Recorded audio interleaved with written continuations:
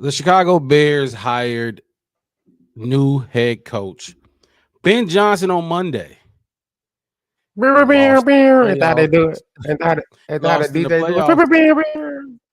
on Saturday, and had a press conference, introductory press conference on Wednesday. Now it's time to put together his all-star studded staff. Welcome to the Black Bear Podcast. I'm your host, Mark Robb, with my co-host in the building with me, Chef West. This is Three the Hard Way. We're about to break down this entire week with a lot of news going around. All that and a lot more right after this.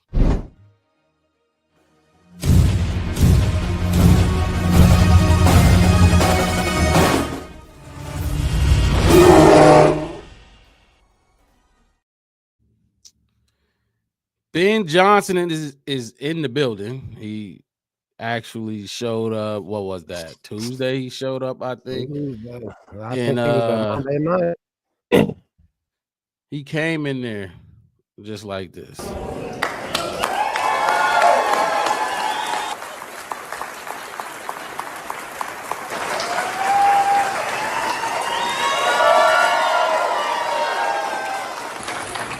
Everyone get back to work. Listen, thank you so much. My family and I, we are beyond excited. This is exactly where we wanted to be. This is exactly where we wanted to be. Where we want you. This is going to be a challenge. I am well aware of that. I know what this division's about. And this is exactly where we want to be. We're going to go after this thing, and it's going to take all of us in this room. It's going to take this locker room. It's nothing more important than that locker room and us serving that locker room and those players. All right? They need to understand that, and they need to feel that from us every single day. And if we do that, the wins are going to come. The playoffs are going to come. All right? Can't wait to get to know you guys. And thank you so much for the warm welcome. Thank you.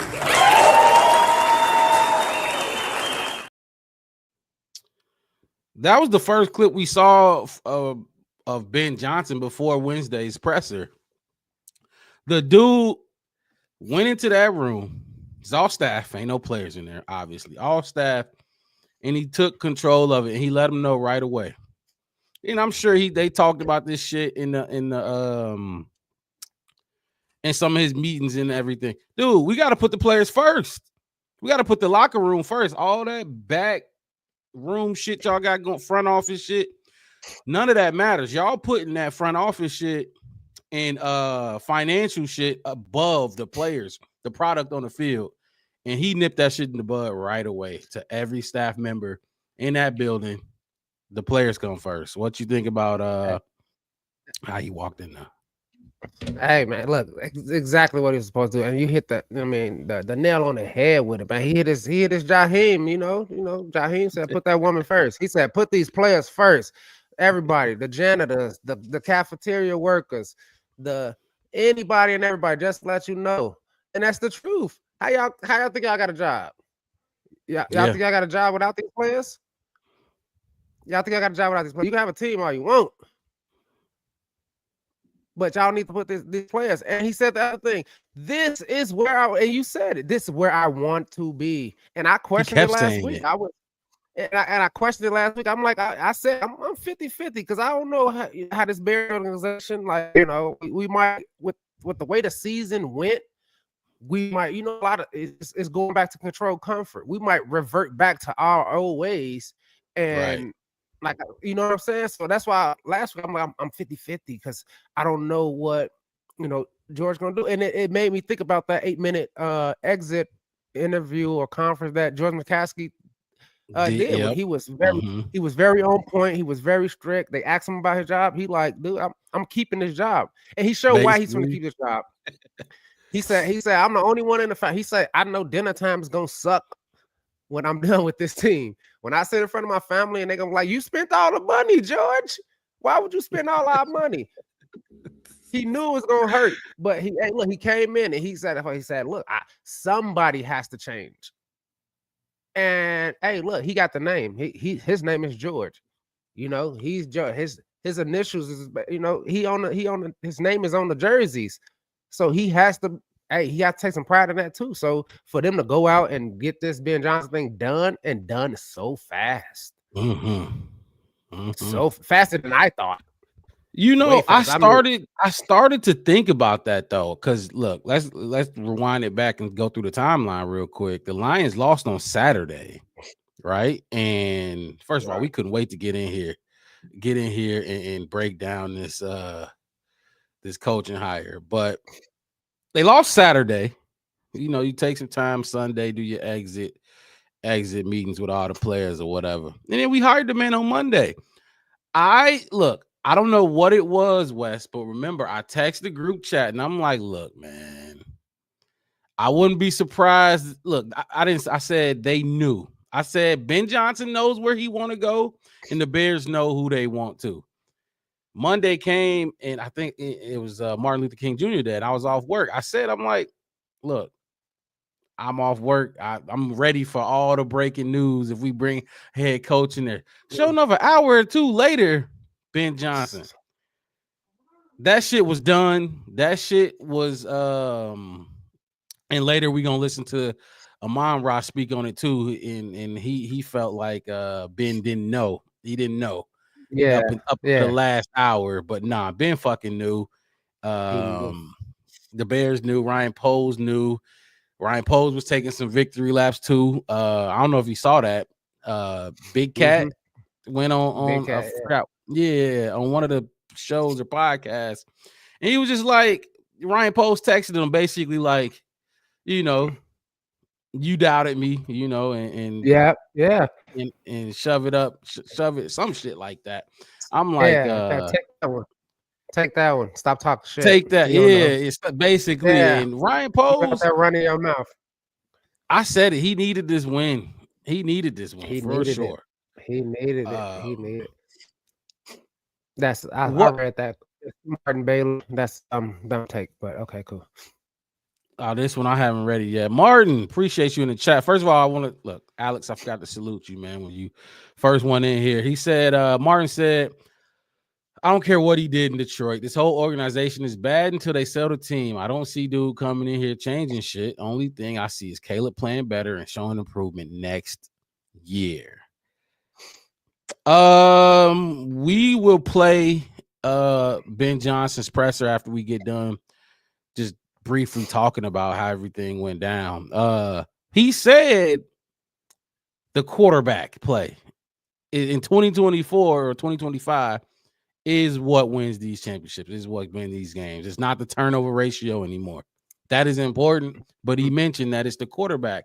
So, Martin, you may be right, but if Caleb is playing better, I think that's an automatic domino effect to wins, especially with the way the league is played today. So, yeah, I'm with you, Wes. I halfway agree and halfway disagree with what he had to say. I don't understand what selling the team is gonna do. What selling the team So, to Ryan, do? What the next person? Yeah, what's the next person gonna do? I mean, the only thing that you can say about McCaskies is that they cheap.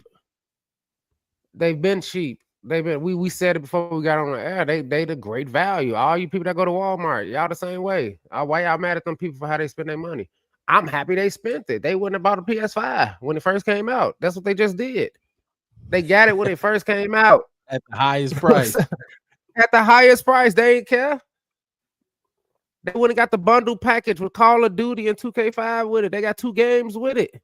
They got the whole thing. 2 controllers, PS5, 2 games. They wouldn't have got the bundle. So to say that I don't see this ownership or this team changing, well, I got 360 something plus days since we've been doing this podcast. I mean, you know, since they changed it. Mm-hmm. We said it offseason last year. We said, oh, we going offense. This is new for the Bears. Oh, we finna focus on actual star quarterback. This is new for the Bears. We kept saying that all these things are new. All things is new. This is new. And as being Bears fan, I know it's kind of hard for y'all to understand new stuff and the newness of what this new Chicago Bears team is, because it's not the old Chicago Bears team. If you watch, like I said, if you watched us last year or last summer, you would know we said this. This is all new, and it's hard to get with the newness. Oh, look, Martin, just answer this question for me because I feel where you coming from, but Wes got a point. The way this shit went down is so unbears like. This is not how we look. If this was the old Bears, we would have interviewed. We would have brought all them dudes in for a second interview. Damn near at least 10 of them. We hired this man without him even coming to see the facility. Dude that never stepped a foot in Hallis Hall and he was ready to go. That's just not how Bears do shit. Not only that, but I see. Like, I kept this comment up. You said they cheap ass owners, which is true. They just paid that man $13 million a year, by far the highest paid coach in Bears history. I know. By far. That's what I'm saying. They was cheap owners.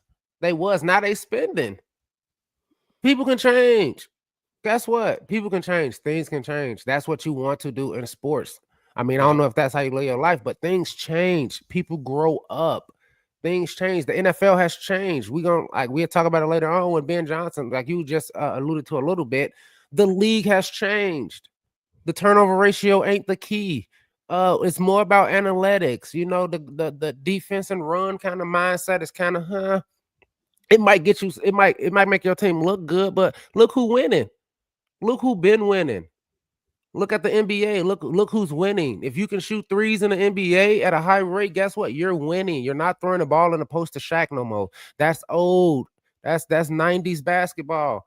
Now you gotta hire you a Chef Curry. You gotta hire you a joker who can shoot the big man that's shooting a three. Now in this new NFL, you need an offensive head coach who's offensive minded and creative. Look at all the successful ones. They offensive minded. Look at the teams that's actually winning. Offensive minded. Welcome to the new, bro. I think we need to give Kevin Warren some credit too, because I feel like he played a big role in them emptying the pockets, backing up the Brinks trucks for Ben Johnson. I think he said he was gonna come in here and change some things, and I do think he influenced that. But also Ryan Post did too, like ATF saying. He said Ryan pounded the table. And the money dropped out their pockets. Look, if I'm gonna do my job, if I'm gonna do this right this time because I failed, I need you to give me that checkbook. I need you to, loose the purse strings and let's go get this dude. Because you knew Jacksonville had the money. They had the money to throw at him. Vegas had the money. Vegas. I'm actually shocked how some of that shit played out in Jacksonville because they kept the GM and then fired him after Ben was hired, which is weird because you probably had a bigger play at him if you would have been fired. I think his name was Trent Baalke, the GM there. They fired him after the fact, which look, that's how the Bears used to. That's how we run. That's the shit the Bears used to do. Used to say it in all caps with italicized on that. Used to just say it. Man.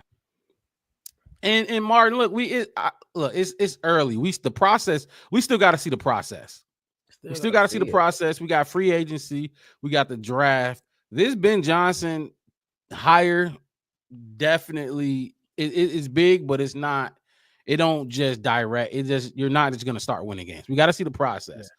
Yeah. But look, like I told people last season before, I was saying it all last season, and Wes, you remember, enjoy this shit before you don't have a chance for the fucking bottom fall out, because that's what happened. Punch your ticket and get on the train. You told me that about Caleb. Remember, I mean, you said in those words, but you told me on that when we was talking about the whole Caleb thing. You're like, hey, you might as well just get on the train, Wes, because this is where we're at. It's the Caleb train. Get on it. Punch a ticket. It's the Ben Johnson train. Hey, get on it, guys. Punch your tickets. This is where we at. I think it's 6 years, I think, something like that. And I pulled it up. I'm gonna tell y'all, they gave him roughly what we say about $13 million. I'm gonna tell you, this is how good this is what Ben Johnson is worth. I'm tell you, everybody who's paid more than Ben Johnson as head coach in the NFL. Number one, Andy Reid, most highest paid head coach. Then you got Sean Payton, Mike Tomlin, Jim Harbaugh, Sean McVay, Kyle Shanahan. Those are who in front of Ben Johnson as the most paid head coaches. That just tells you the value that not just the Bears put on them. That's what the Bears gave them. So just imagine where Vegas would have put them if they paid them. And Or like you rightfully said, so. Jacksonville. And that's all I'm saying. So everybody who's like, oh yeah, we still got to figure out. Of course we do. Of course we got other things to figure out. But look where we at. Process. Look where we at. Look what we're doing. Look what we're doing. Y'all can fall in this what is it? I want to call it. It's like a safe space. You want to be safe on the fence, as Rob like to say on the Odd Couple. You on the fence and your butt hurt. I get it. You don't want They to don't want to sway be let either way. down. They don't want to be wanna let down, which I completely understand. But at the same time, this is all like I said, the last 2 years of what the Bears have been doing, it's been kind of like you said, taking a punter in the fourth round. That is That's insane. Ryan Bowles. You know what I'm saying? Like we're doing things that are like we're trying. Like it's not like it's like, and I always like to use the Mitch Trubisky pick when we traded up and we had the second pick and we like, oh, we're finna do something big. We're finna do something big. Bears just trade up to the second round pick and they said Mitchell Trubisky, and everybody said, huh? Wait, what? You know what I mean? Like, I think that's the Deshaun Watson draft, not Deshaun Watson. No, you know, I think that was that Deshaun, or was that the I don't know who it was. It was either Deshaun or Deshaun Pat. Deshaun Pat Mahomes. Yeah, you know that's that one. Like, huh? Yeah. Okay, that's crazy. You know what I'm saying? So get with it. Look, the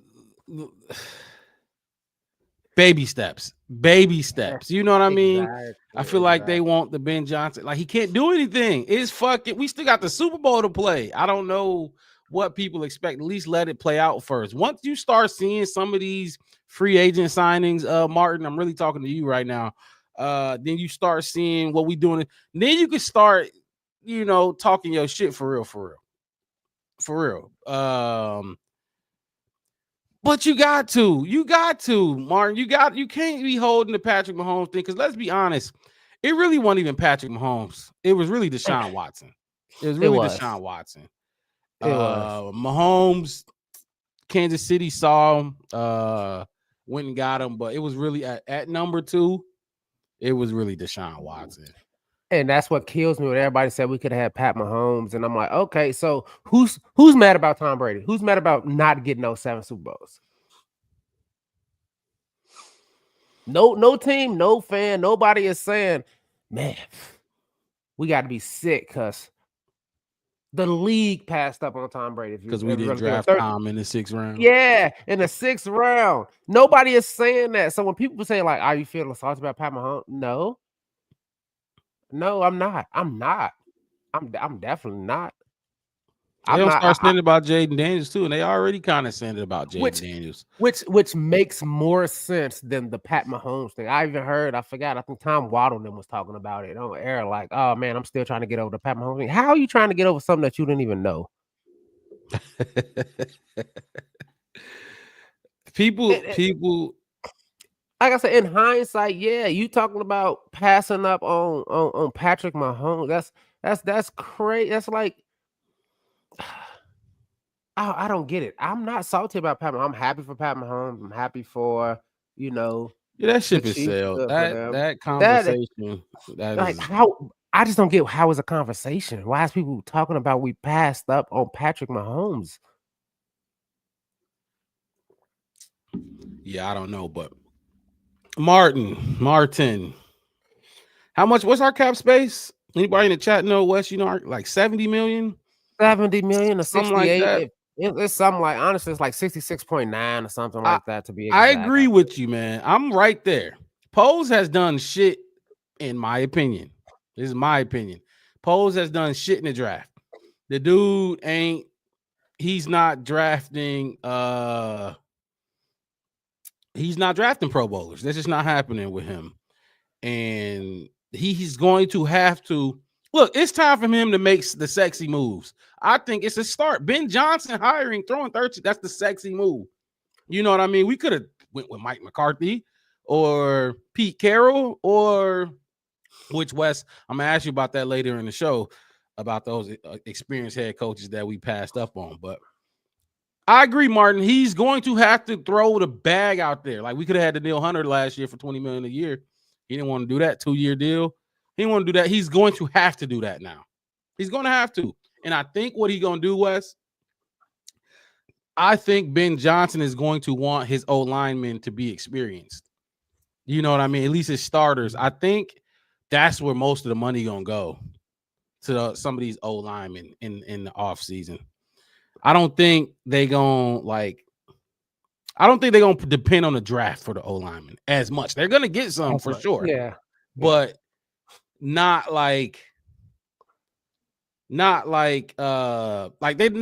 want no rookie. Ben Johnson probably don't want a rookie left tackle. He definitely don't. He definitely don't.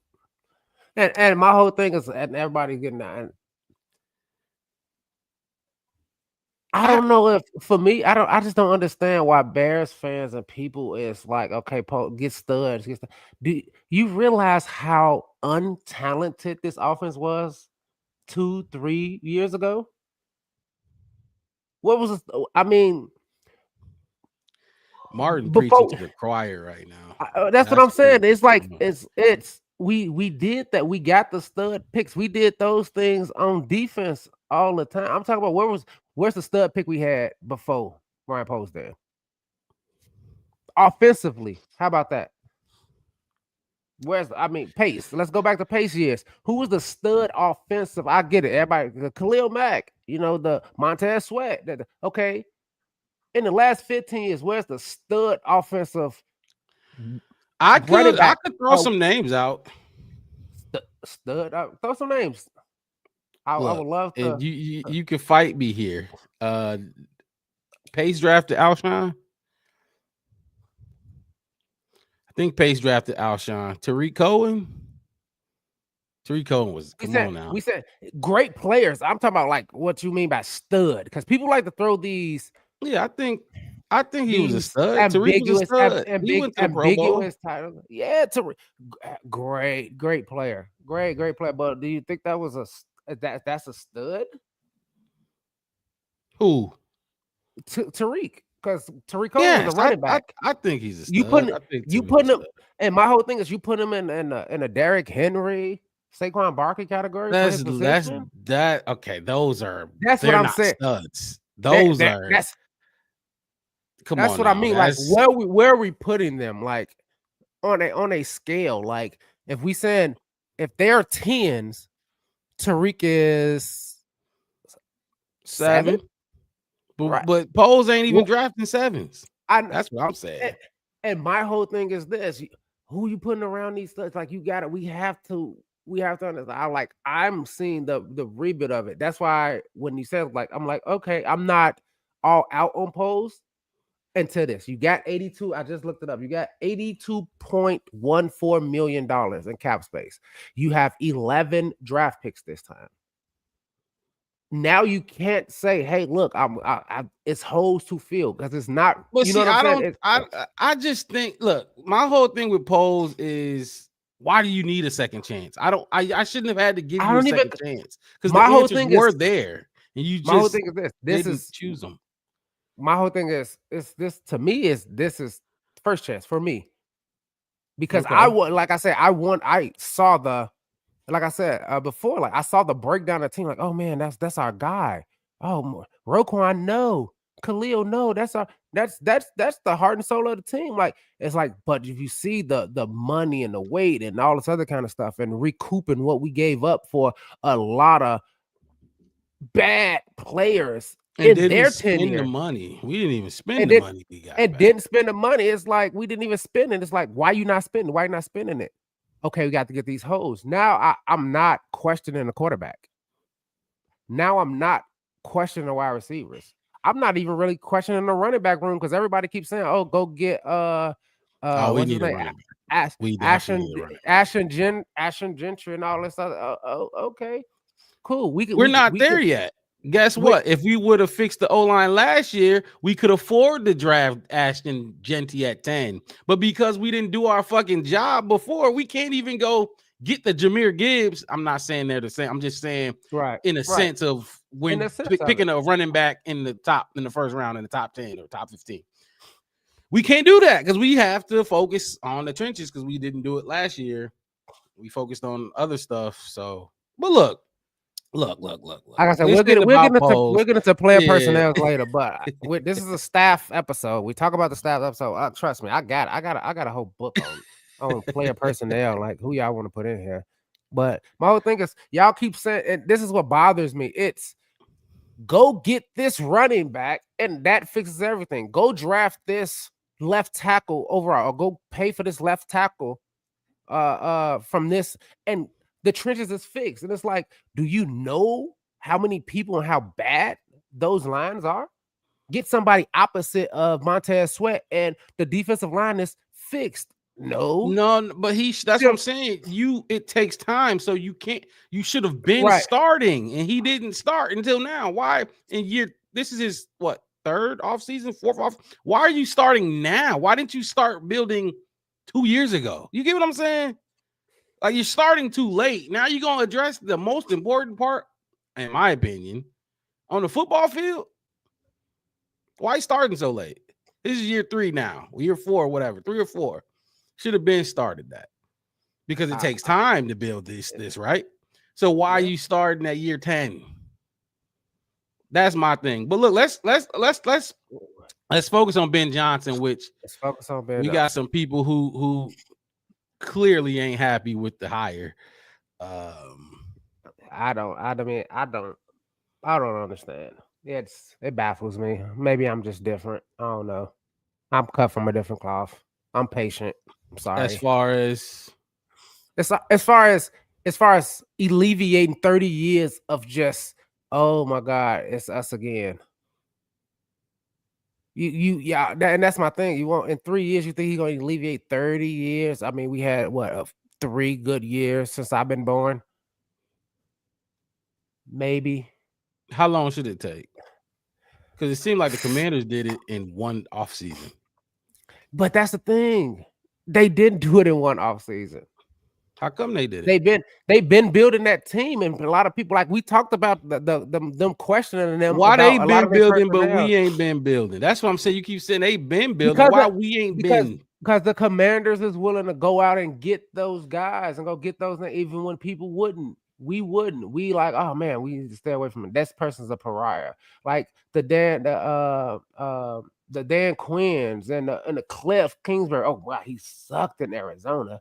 Or what will he be a perfect match for Caleb? Do we think we want to? This Caleb hasn't said nothing big about him, so it's like it's the right person, and we have been habitually shying away. And like I said, we've been trying to be too cute about it.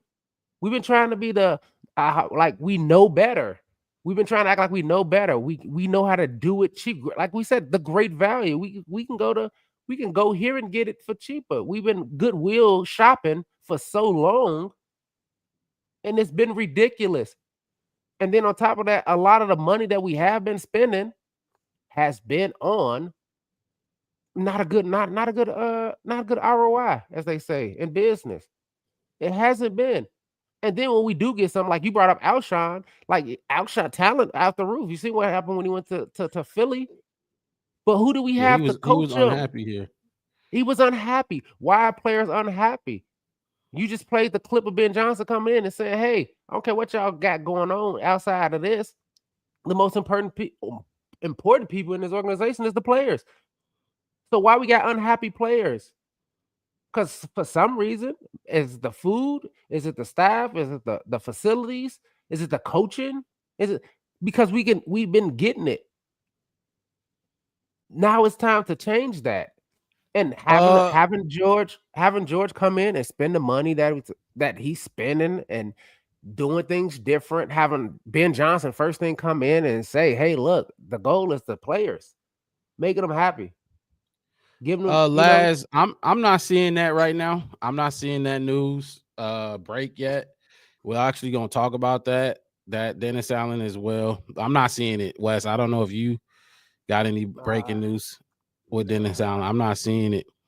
But and Martin, no, I don't think Jaden Daniels will be what he is in Chicago.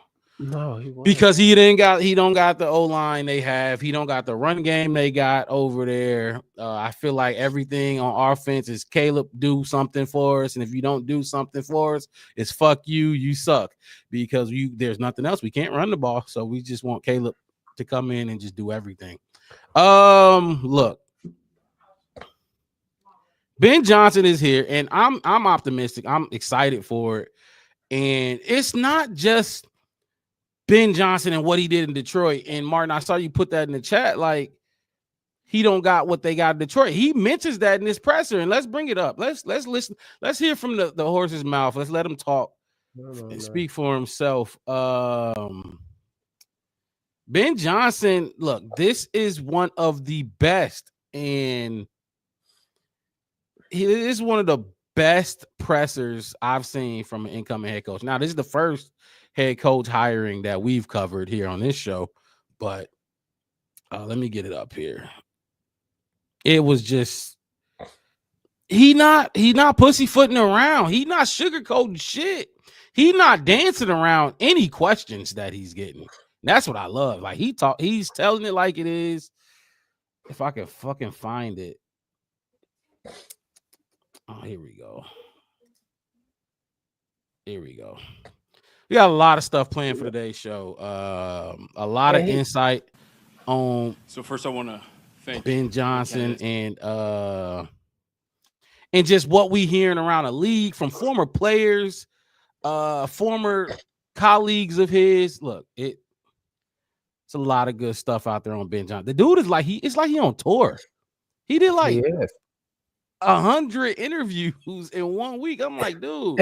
And the crazy thing is, nine of his interviews and 9 shows, he's in the same spot. It's like he jumped out of one podcast and hit the link for the next one and answered the same questions over. And people tried to confuse him and catch him up. He like, nah, it's a different team. He said, I know it's a different team, but it's what we've been screaming this whole season. KYP, we were saying that about Shane Waldron. Know who you got on your team and coach those players. Don't worry about what you had in Seattle, Shane Waldron. You don't worry about what you had and I think it was the Chargers or wherever you was at. You don't have them no more, and don't bring them with you. Right. That's my whole thing. It's the new. Yeah, go ahead. I like that he touches on all that you just said in this damn presser because look, I'm not about to just drop Lions playbook into Chicago. Matt Nagy tried to look. That's what pissed me off with Matt Nagy. He tried to just drop Kansas City shit in Chicago when one, you ain't got Tyreek Hill and Travis Kelce. They brought in Trey Burton and Taylor Gabriel. No, that ain't Travis Kelce and Tyreek Hill. Not only that, but dude, you ain't got Patrick Mahomes. You got Mitchell Trubisky. You tried to force that shit on Mitch, and it didn't work. It just wasn't gonna work. But Ben Johnson touches on that. He's not coming in here trying to just drop a Lions playbook in Chicago. Let me look at this last comment real quick, and then we're gonna listen to Ben Johnson.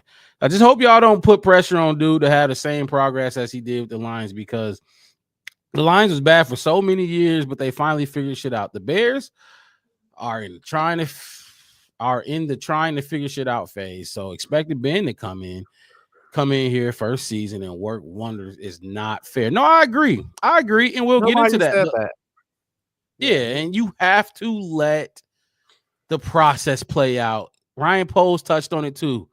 What went wrong, what he felt went wrong was the process. The process was out of whack.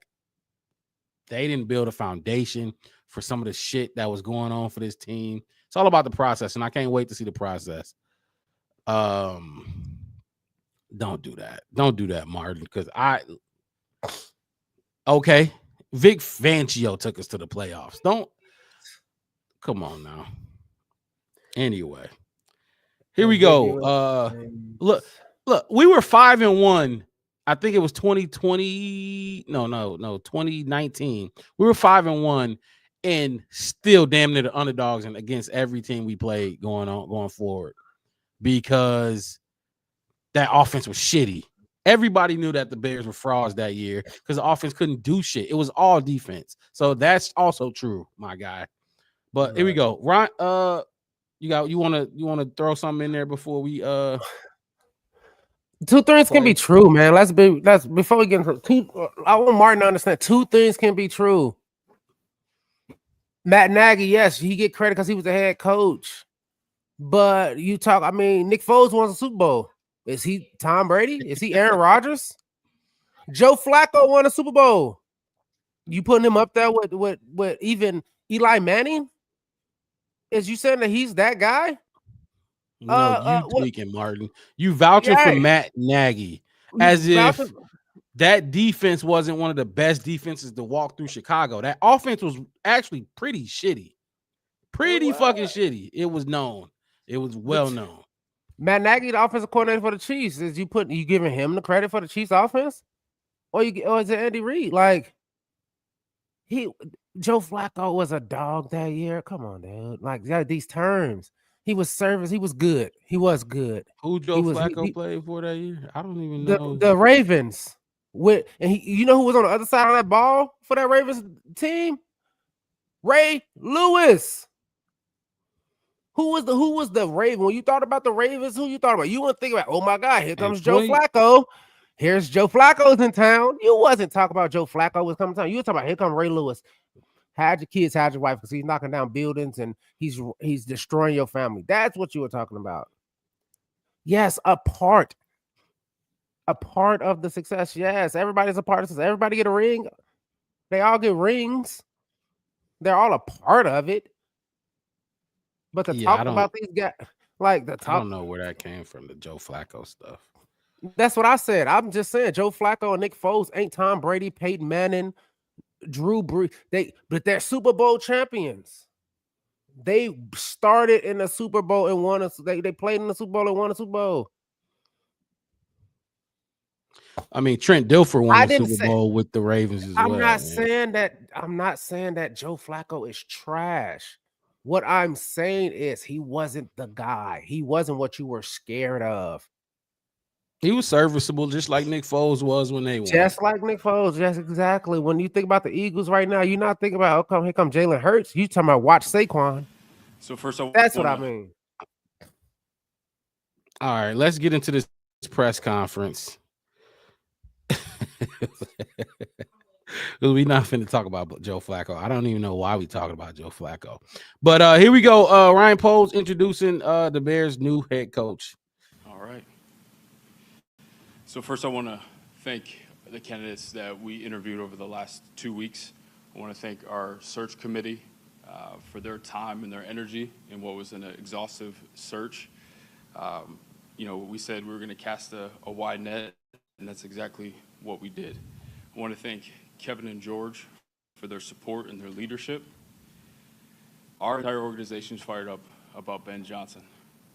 Throughout the entire process, we came away really impressed with his passion. Just listening to him piss me off now. His football IQ and his vision for winning football.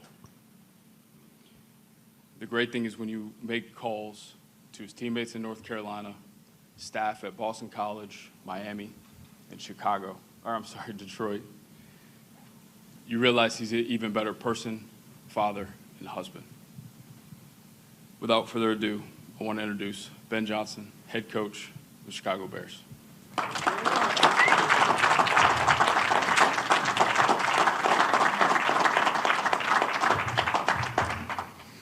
Good morning.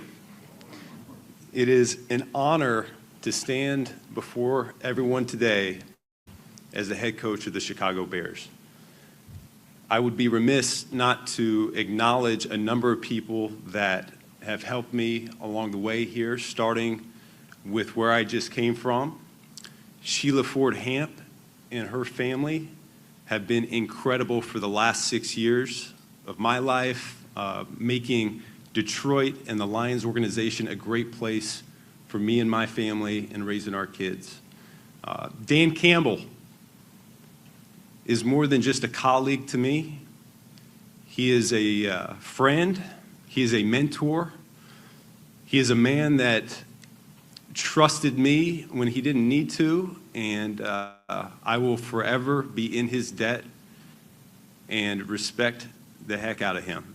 He's an amazing person. One time someone told me he is a unicorn, and they could not be more true words than that. I appreciate Rod Wood, Mike Disner, the rest of the executives there in Detroit.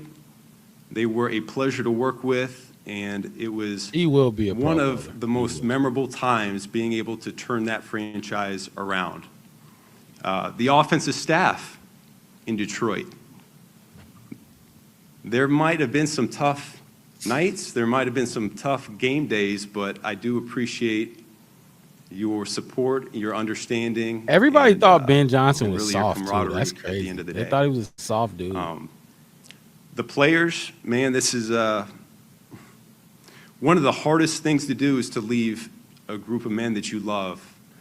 And I will forever be impacted by St. Brown, Goff, Ragnow. I can keep going on and on and on. One of the reasons you get into coaching is to make the people around you better.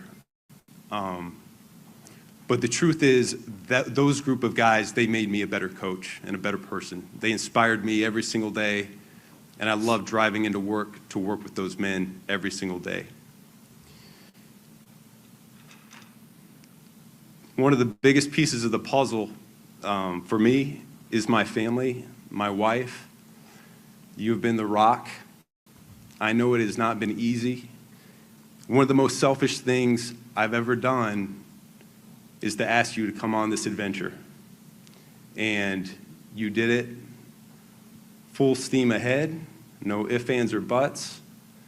And you've become a fantastic mother and such an incredible partner. Look at him. Look, he This looking is right not at his wife. my journey. Everything This is he our say journey. is so Thank intentional. you so He's not much just saying along the shit way. to say it. He talking right at these people. Rick Smith and Priority Sports, thank you for making this transition seamless for me.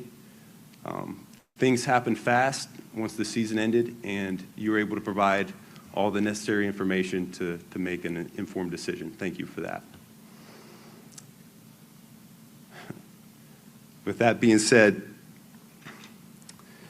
I want to thank the search committee here in Chicago. It was clear to me from the beginning that the priorities were straight. There's only one way for us to have success here, and that's the right people in place. George, thank you for trusting the people that you've hired. It is perfectly clear that you're willing to provide all the resources necessary for us to build a sustained winner here in Chicago. Kevin, I appreciate your support as well. You're going to play an integral part of everything that we have going on. And Ryan, thank you so much for trusting and believing in me. What you and your staff have already built here is so enticing. This roster is absolutely loaded with talent already, and I look forward to building it with you. You and I, as we've already talked about, we're going to be in lockstep every step of the way. Martin, that's not true. To work with you. That's not true. Flus was a bitch. I told this he was search nervous committee as fuck. that I wanted this job. And there's several reasons why I wanted this job. The first is this place. Just saying. For the last 10 plus years, my family and I have been coming up for a Cubs series every summer. And it doesn't take long to realize that this place is special. These people are special. This is exactly where I wanted to raise my family, my kids. I know we're going to have so much fun living up here in Chicago. All right? Number two is this roster that Ryan's already built. It is. He liked this roster. It is stocked. It's loaded. Everyone wants to talk about the quarterback, and Caleb, I'm excited to work with you, but it's going to take more than just you. Look at him. Looking right at Caleb. He not fucking around. I can't wait to get to work with the rest of you guys. And then finally, I wanted to stay in this division. I know this is the toughest division of football right now. There's 3 teams that made the playoffs this year. I've got tremendous amount of respect for the coaches and the players in this league, having competed against them for the last 6 years. Dan Campbell, Kevin O'Connell, you're talking about 2 guys that are up for Coach of the Year awards as the season ends here. And to be quite frank with you, I kind of enjoyed beating Matt LaFleur twice a year. With that being said, I do have a message here for the players. Get comfortable being uncomfortable. You look right at The their bar eyes. has been set higher than it's ever been set before. The DJ only fucking way for this team and for you as individual players to reach your potential is to be pushed and to be challenged. And that's exactly what I and my staff plan on doing. We are going to push, we're going to challenge. And along with Hit those that like high button, standards, subscribe to the channel. there's also going to be a high level of support as well. Podcast. Everybody in this building is Don't going to be run, all Martin. about helping you guys out. How do Don't run you yet. become the best versions of yourselves? That's what it's going to be about from start to finish. When you walk in, it'll be crystal clear, the communication, the structure, and the consistency. still talking and that to will him. never waver. Our mission starting this spring is to win and to win now. I get goosebumps right now just thinking about being the head coach of the Chicago Bears. I know exactly what this role and this responsibility requires, and I cannot wait to get to work. Thank you. All right, if you have questions, you can raise your hand. We'll get to you with microphones.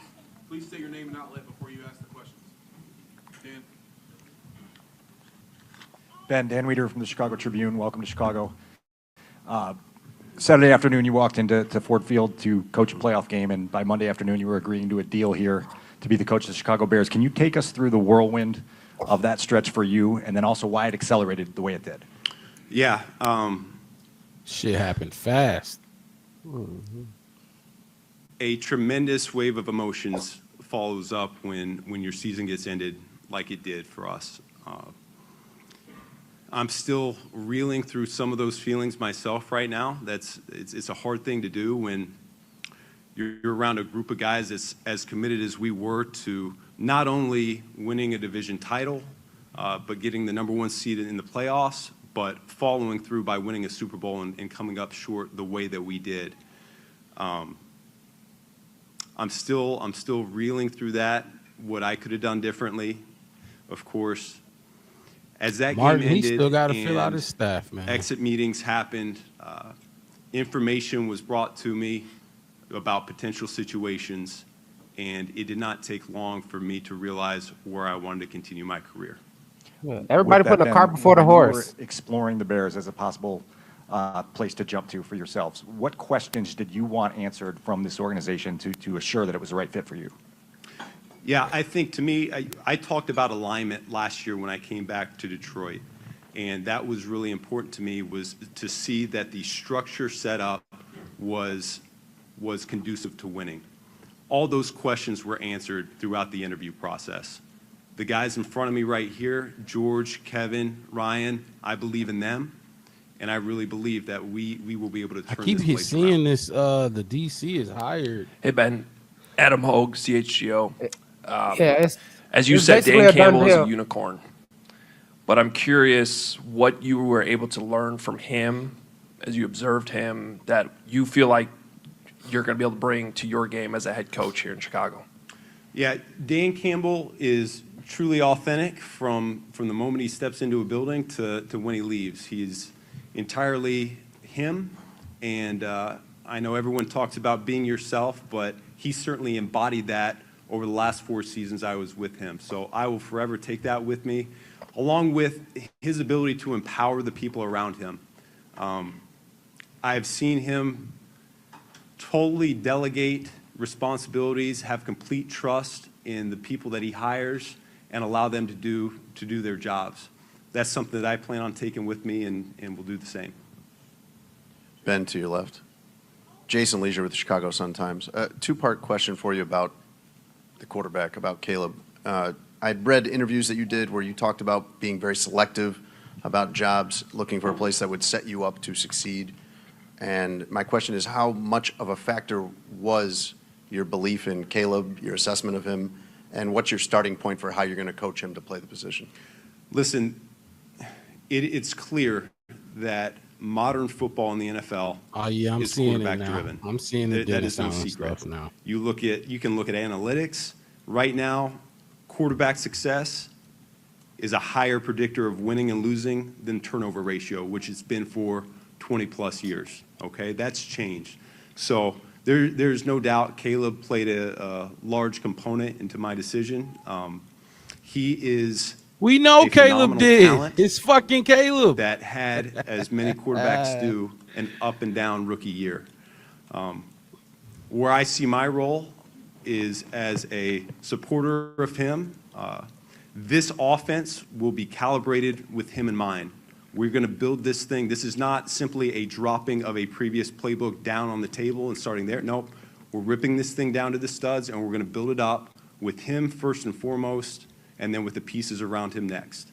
I really look forward to challenging him and pushing him, as I said before, to continue to grow and develop. Hey, Ben, Courtney Cronin, ESPN. On that note, you looked at Caleb and said it's going to take more than you. And you probably better than anybody else know about the importance of the offensive line, but how long it took Detroit to build that unit. Is that something you can realistically replicate here with your goals in mind? Yeah, I think offensive line is certainly an area that we need to get better play from going forward, something that Ryan and I have already talked about. We will develop a plan of attack for how to get that done, but I'm looking forward to getting an excellent offensive line coach into the building to help develop the young talent that we already have on the roster.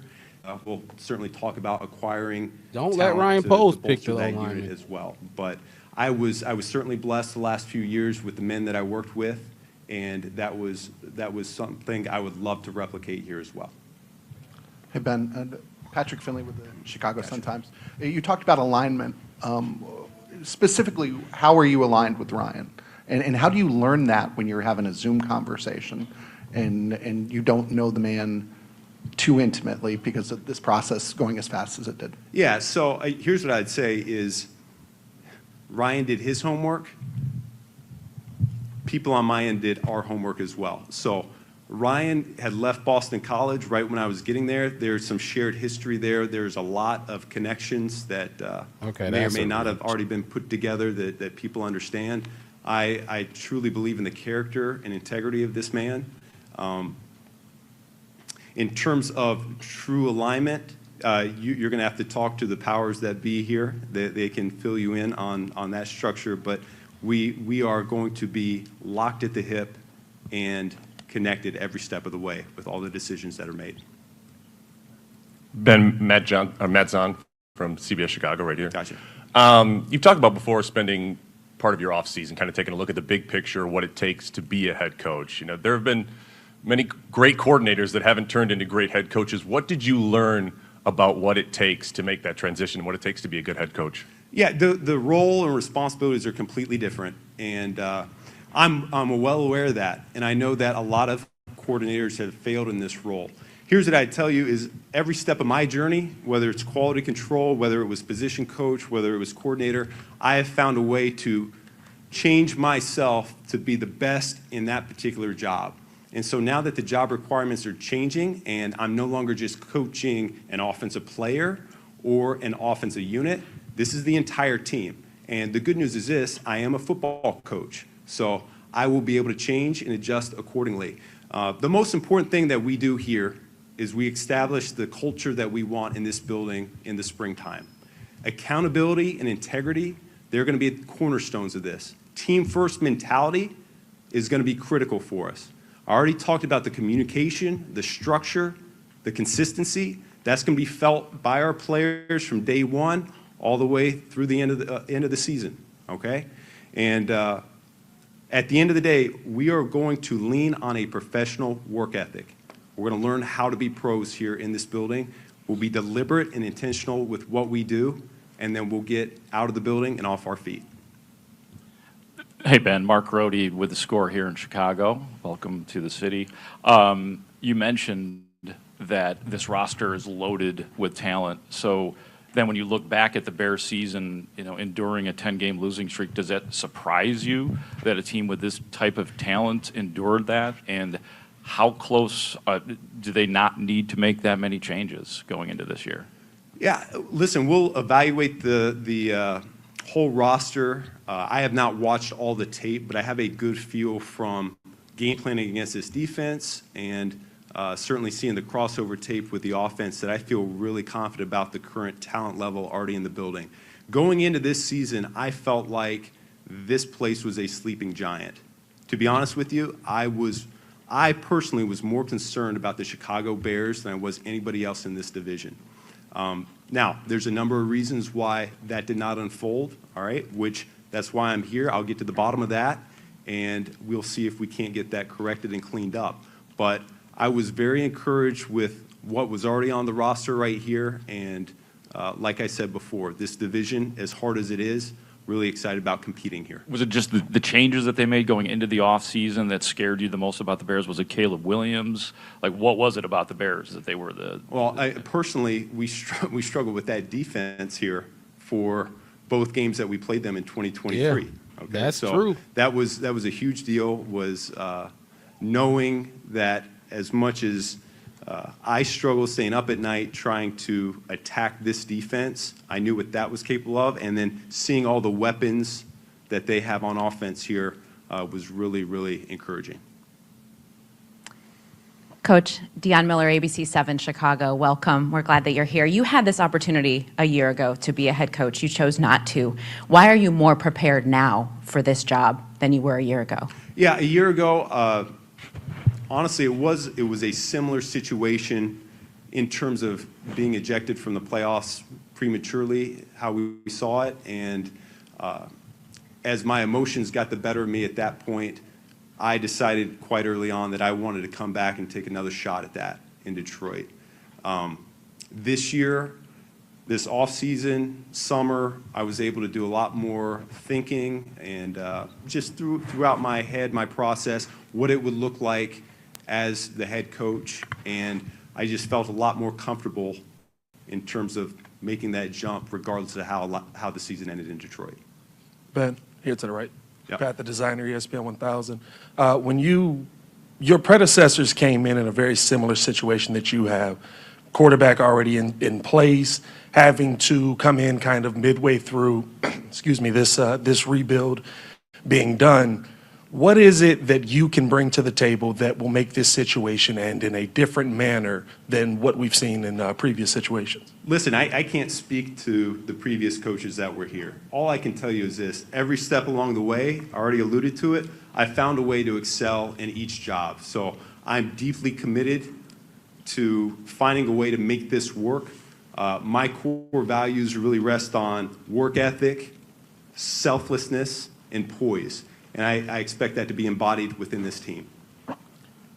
Ben, over here again, Courtney Cronin, ESPN. You interviewed for a couple other jobs this cycle. What specifically about Chicago tipped the scales in the Bears' favor in you landing here? The people, point blank. Caleb. The interview process was excellent for me, answered all the questions I was looking forward to, and not to mention the family atmosphere that they clearly outlined was a huge selling point as well. Does having a quarterback, because there's some other teams that don't necessarily have their franchise guy, how heavy did that weigh specific to this opportunity for you? Stupid Having a question, quarterback 'cause he helps. answered this shit already. Ben over here, Yeah. John Greenberg from The Athletic. You've been in a lot of different offenses. You've worked for different kind of coaches. You seem to have a lot of different influences in what you believe in. Like, how would you describe what your offense is going to be about? You know, Caleb's different than Jared Goff. What would you describe to Bears fans what to expect from this offense? Philosophically, what I believe in is similar to a blast from the past named John Shoup, and that is to make same things look different and different things look the same. All right? We want the defense on their heels. We're always going to be attacking on offense. We believe in multiplicity, and so that's both formationally and conceptually. We're going to make things very challenging on the defense each and every week. We want the ability to morph, whether it's 50 runs in a game or 50 passes in a game, it does not matter. Balance to me is throughout the entire season, not necessarily within the game. And with that being said, those are broad strokes of what this will look like. It's not going to look like it did in Detroit. It We ain't. have a It completely can't. different personnel group than what we did in Detroit. So this entire offense is going to be predicated on the guys that we have available, and that's going to take the springtime as well as training camp to hone in to what that's going to look like. Ben over here. Josh Buckalter, Clocker Sports. With all that you have on your plate offensively, how involved do you plan to be defensively, and do you foresee any sort of scheme changes going forward? Yeah, I think you have to, when you're the head coach, you have to be involved defensively. You have to be involved in special teams. That I don't comes think with he the want to change territory. the scheme at all. And so when you talk about last year, why I went back to Detroit, part of the reason was I had not fully comprehended how to make that all work. I'm at a much better space right now in terms of time management, how I can be involved with all three phases. The whole key to this is being able to tie them together, play complementary football. And so I will be heavily involved both defensively and special teams as much as offense. It's going to be critical that I hire people that have some experience here in this league and I can lean on and I can trust. Defensively, there are a number of guys I want to talk to, and really it'll be predicated on who we decide to go with, what that defense is going to look like. Hey, Ben. Kevin Fishbane from The Athletic. Ryan talked to us about how the quarterback development plan was going to be a big part of interviews and talking to coaches about what the plan is. How would you kind of characterize what your vision would be for helping get a quarterback to where he needs to be? I think it's time on task. It's trust. I've already talked to Caleb. We're going to have to spend a lot of time together. The play caller and the quarterback have to be integrated. The quarterback needs to be able to see the game through the play caller's eyes. In my opinion, that's the only way it works. And so we're going to spend a lot of time together this springtime. Certainly during training camp, we'll be able to see how much headway we can make. But there's already things I've talked to him about that I've noticed in his game that I want to address and I want to go ahead and take a look at early and often here. Ben, as you acknowledge the difference between a coordinator role and the head coaching duties, what gives you the greatest confidence in your leadership skills for this role? Yeah, that's a great question. And here's what I would tell you is what gives me confidence is the players that I was just with and the respect level that they had for me, along with the people that I trusted in that building who would come up to me time and time again and assure me I'm ready. Chris Spielman, Mark Brunell, the people that were with me, saw me in front of the room, saw me in the meeting room. They believe in me. I believe in myself. I'm ready for this next challenge. You used the word accountability a little bit ago. That was a word that the players used a lot this past season in this building. What does that look like to you? How do you define accountability under your watch? Yeah, accountability is really, we're going to do what we say we're going to do, and we're going to be who we say we're going to be. And if we fall short of that standard, then there has to be consequences to that. That can look a number of different ways, but we are going to get to the point when we are winning here where our veteran players are going to take over the accountability portion of it. Until we get there, though, it's going to be on us as the coaching staff to outline what it should look like, what a Chicago Bear is going to look like, what that professional work ethic is going to look like. Ben, Andy Seligman, AP. Do you plan to call plays on offense? Yes, I do. No shit. Along those lines, what characteristics then are you going to be looking for in an offensive coordinator? It's going to be critical for me to find somebody that can organize and structure and set the table, particularly early in the week. I've been around a number of guys that have called plays in the past, and I've seen the potential pitfalls that could arise as you're coaching the entire football team and you can't get watching as much tape early in the week as you possibly could. So the offensive coordinator position is gonna have to be somebody that not only I trust, but will be extremely detail-oriented, organized, and structured to set the table, and also willing to work late nights. Ben, Pat at the Chicago Sun-Times again. When we talked to Ryan Poles a couple weeks ago, he talked about, hey, if I'm going to bring in a guy who hasn't been a head coach before, there's a value in him bringing in experience or people who have head coaching experience as assistant coaches. Do you have a plan for that? And how do you know, kind of big picture, how do you kind of know what you don't know, when you move up a chair? Yeah, there's no question that experience, whether it's coordinators or elsewhere within the coaching staff, will be important to me. And that's why I look forward here after we get through this initial madness, if you will, we can get going on the coaching staff. That's going to be a critical part of our success. I really believe that we're going to be able to find some great candidates out there that want to come to Chicago for a number of reasons, but they will be able to help guide and show me the way. The good news is this, is I'm not coming necessarily from a program that has solely won for the last 10 years. What I've seen in my time in the NFL, 7 years in Miami, 6 years in Detroit, is as much not good as I've seen good. And so there are a number of things that I've experienced and I've seen that should help throw the red flag up and help me avoid those potential pitfalls. Ben, over to your right.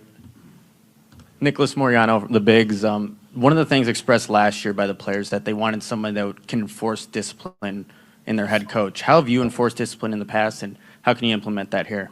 Yeah, it looks a number of different ways. I think the most important thing, and I've already alluded to it a couple times now, is clear communication and structure and expectation. And that's really what we're going to outline.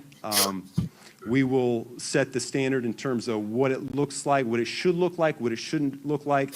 Anytime it's not hitting that standard, we are very blessed to have these jobs as coaches and as players. It's not something that I take lightly. And I think we have an obligation to each other and to the game. Get them off the screen after this question. Max ourselves out Damn, each and they're every over. day. Yep. Hey, Ben, over to your right. Josh Friedman with WGN-TV. Congrats, and you said your mission statement is to win and win now. Do you believe this is a multi-year process, though, to get back to a playoff caliber team, or can that happen in 2025? There's no question it can happen in 2025. It depends on how hard we're willing to work and how much we're willing to sacrifice, though. Hey, Ben, Adam Hogue again from CHGO. It was a little surprising that you took this job so fast without coming here first. Why did you feel so confident that you didn't need to see the building or see anybody face-to-face in person? And then once you got here, other than the people, because you've already spoken on that, what stood out to you the most?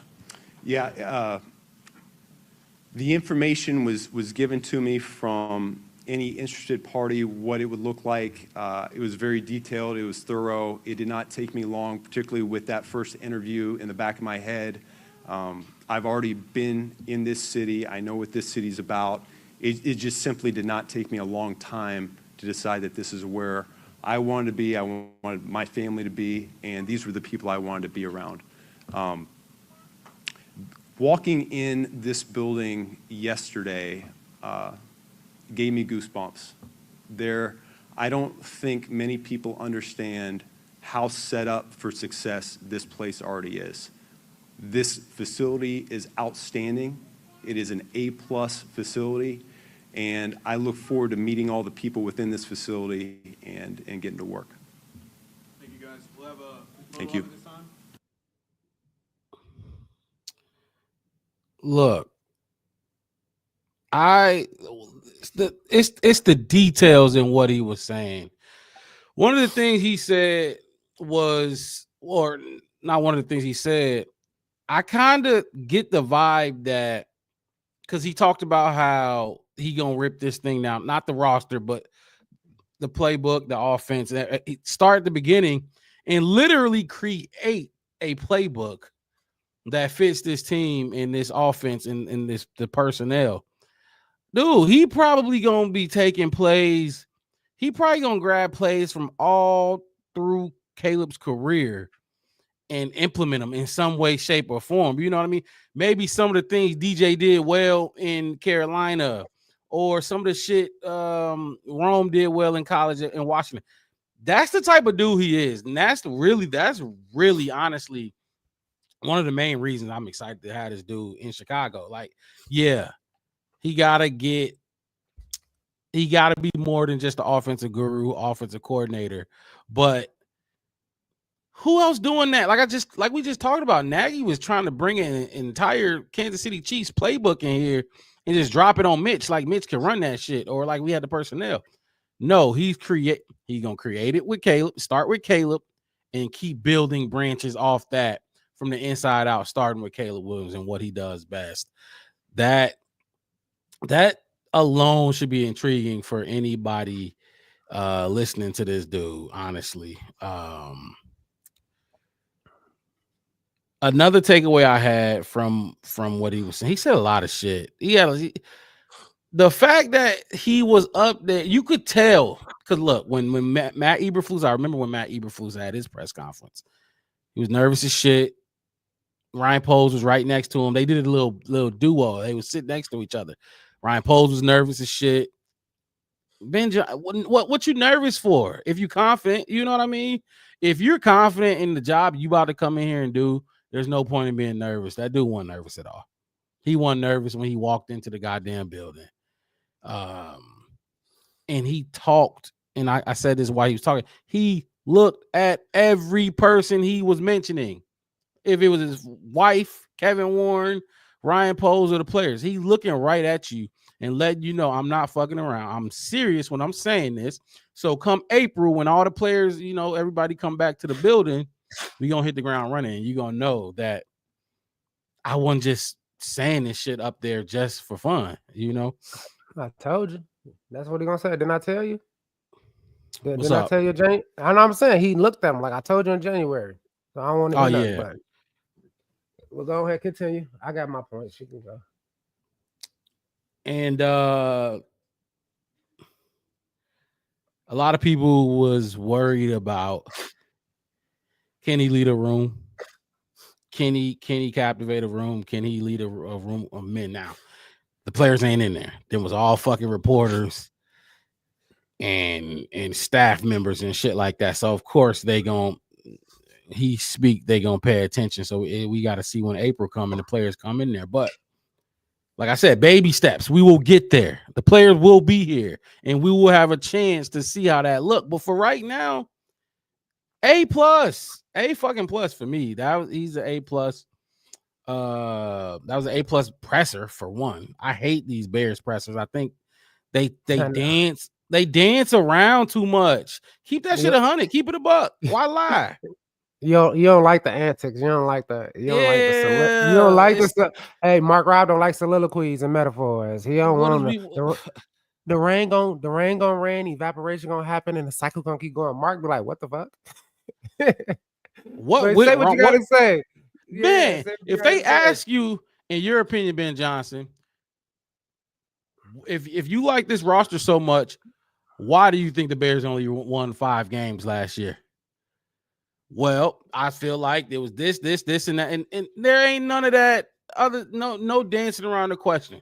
Mm-hmm. Keep it a buck. Tell him like it is, and I'm sure you did that with Poles when you was interviewing him, because just like he was interviewing you, you were interviewing him, which is crazy that the man didn't even come in the building. So he said my side did that. My side did. We did. You think they the only ones looking to me? I looked into them too.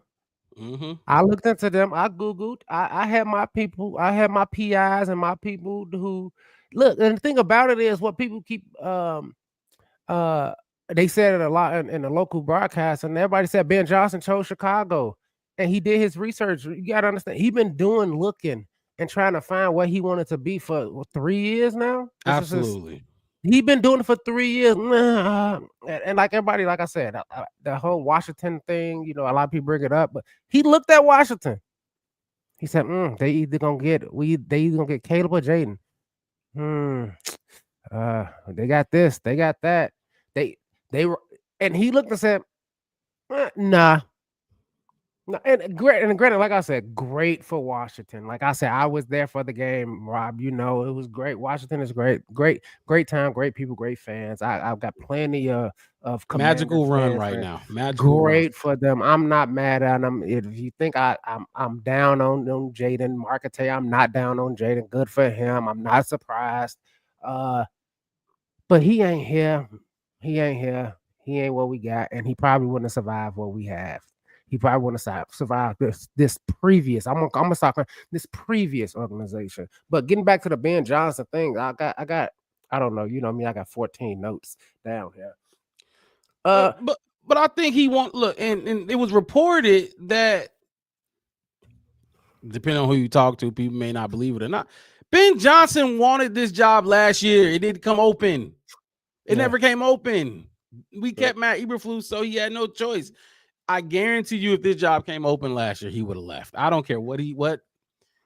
There were reports out there. If this fucking job came open last year, he was waiting on it to come open. It never came open, so he stayed put. But go ahead. You had a point you wanted to make. I got 13 points I'm finna make. About Ben in general, or the press conference? The press conference about Ben in general. But my 13. Oh, I got way more than 13 on Ben himself. But the things that I got from the press are so y'all can stay on the same page. It's the new Caleb Williams offense. That's exactly what he said. He said this is going to be the Caleb Williams offense. Not the Ben Johnson offense, not the Lions over the last 3 years, which is a great offense, top 5 in all categories that really matter for offense. This is going to be the Caleb Williams offense. And like a lot of people say, you want to bring Jay Daniels up. That's what Cliff did for Jaden. They call him the one read quarterback. Hey, look at what he had. So he built it around his quarterback. That's what we need. That's what we need. That's why we was going offensive on this quarterback. He mentioned the talent in his offense, and I know a lot of people say, "Oh, where at?" Overall, accumulative talent. Like it's a lot of talent on this team, let alone on this offense. Accumulatively, you got to have people to your left and right that picks up on your weaknesses and all that kind of stuff. That's what I think he meant by talented offense. I know a lot of people kind of cringe when he said that. That's what I got from that. But and there is talent. I mean, you look at the resumes of the players that we got on offense that speaks talent. It's just you can't unlock it without an O-line. You can't unlock You're right. No, you know, you're right. But look who showed up, and look who he was talking to as far as players. You had the Caleb Williams. Mm-hmm. You had DJ Moore. Mm-hmm. You had Rome Odunze. And you had Cole Kmet. Absolutely. Guess who this offense is going to revolve around?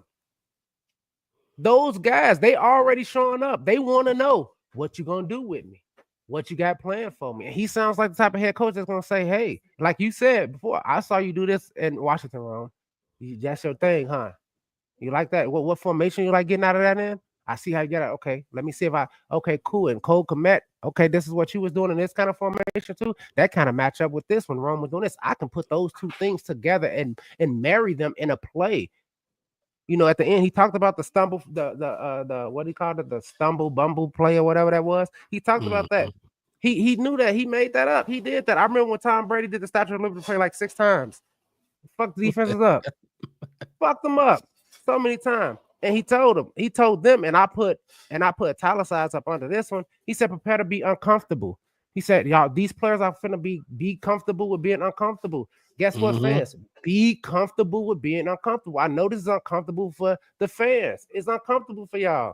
Y'all got questions. Y'all got points and facts and stuff y'all want to throw out. But guess what? This is going to be an uncomfortable thing. You're going to see things from this Bears team and organization and this offense that you're uncomfortable with. It's okay. It's gonna be okay. So just like he said, the players be prepared to be uncomfortable. Fans, be prepared to be uncomfortable. Be ready to scratch your head and ask the whys, because it's gonna come. They're gonna have to. They're gonna have to ask why, because you got to be smart. You're gonna have to be a smart football player to be in this whatever scheme he develops for this team. He is. It's a player first. This is going to be a player first organization. Player first. And he brought up, and it brings me to his coaching team. He talked about a lot about that, which I got a bunch of people that came on, which we can talk about them a little bit later on. I put all these together, kind of adjusting to his new role. He said, I've been promoted to new jobs before. This ain't my first time doing a new job. And every time I got a new job, I never took the old job shit with me. I adjusted to the new job. I found out what I could do to be successful in the new job. And that's what I like. I like you said, bringing a new offense, bring a new job. I'm not here to be the offense. Don't think that I came in here with the mindset of, hey, right, I'm an offensive guy. He said, no, I came to coach his team. He said, and you know what's great about it? I'm a football coach. Yeah, I'm a former football player. I know football. Exactly. So I'm coming to coach football. And the last few things that I put down here, I'll marry all three of these together. He said consequences, defense, and not defense, consequences, discipline, examples.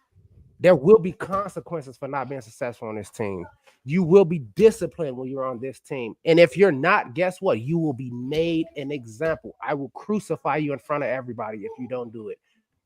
That's what the problem we had. We talk about the Nate Davis things and the Tariq Cohen things and all these people with these. You talked about it too. All these players talking out here outside of your neck. You want to be on these podcasts? Okay, cool. If I tell you stop doing podcasts, you're going to stop doing it. If you keep doing it, guess what? You might not even play. Because I can find somebody else to do the job.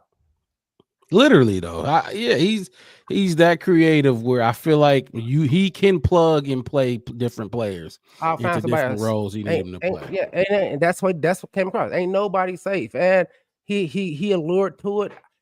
And I put this in, and I've been listening to him all week long. He said he does not like Matt LaFleur at all.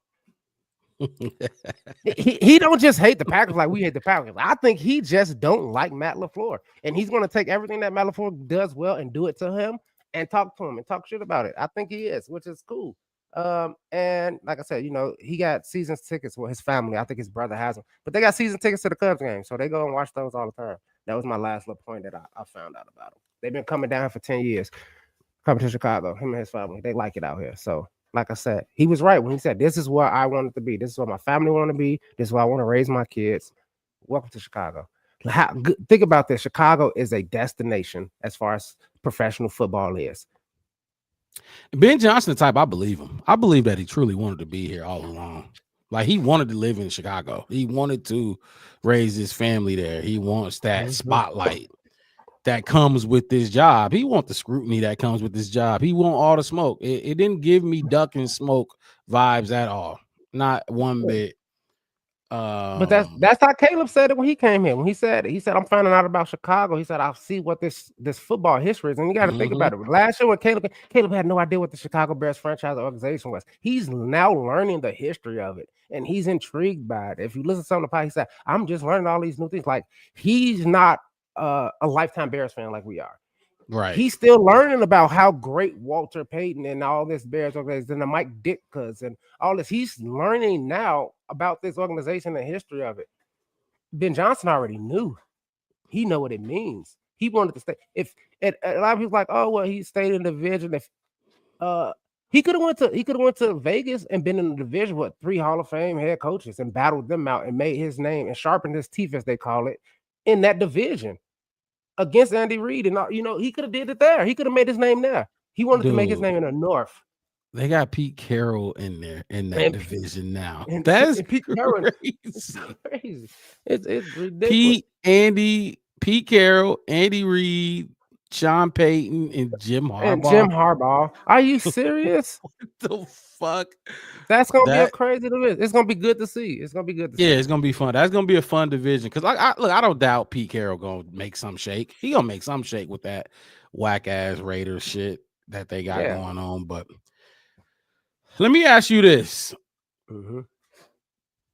Do you think, not do you think, because I think it's clear Ben Johnson spoke about it, he said, but how much say you think Ryan Poles is giving him on roster decisions?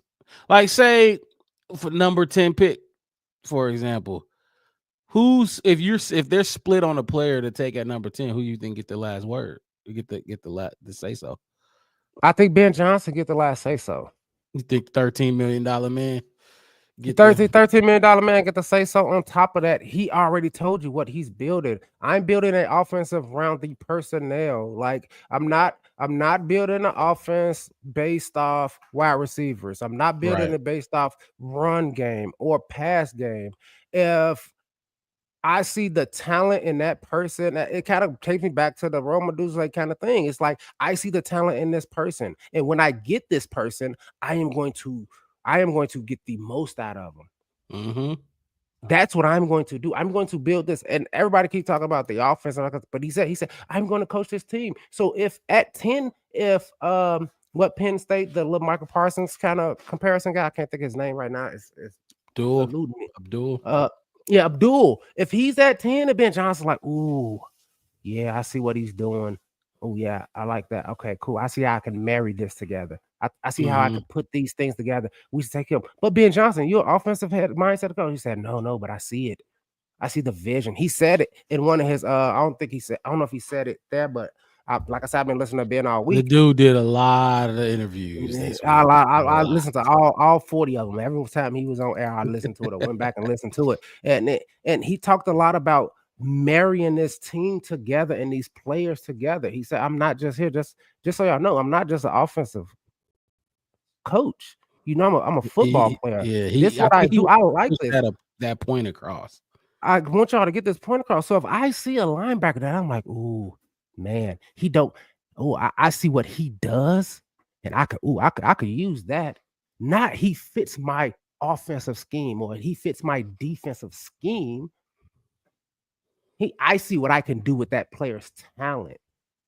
You see what I'm saying? Maximize his potential. I can maximize that player's potential. So yeah, let's get him. Let's bring him in. Oh, this guy is really talented and all that kind of stuff.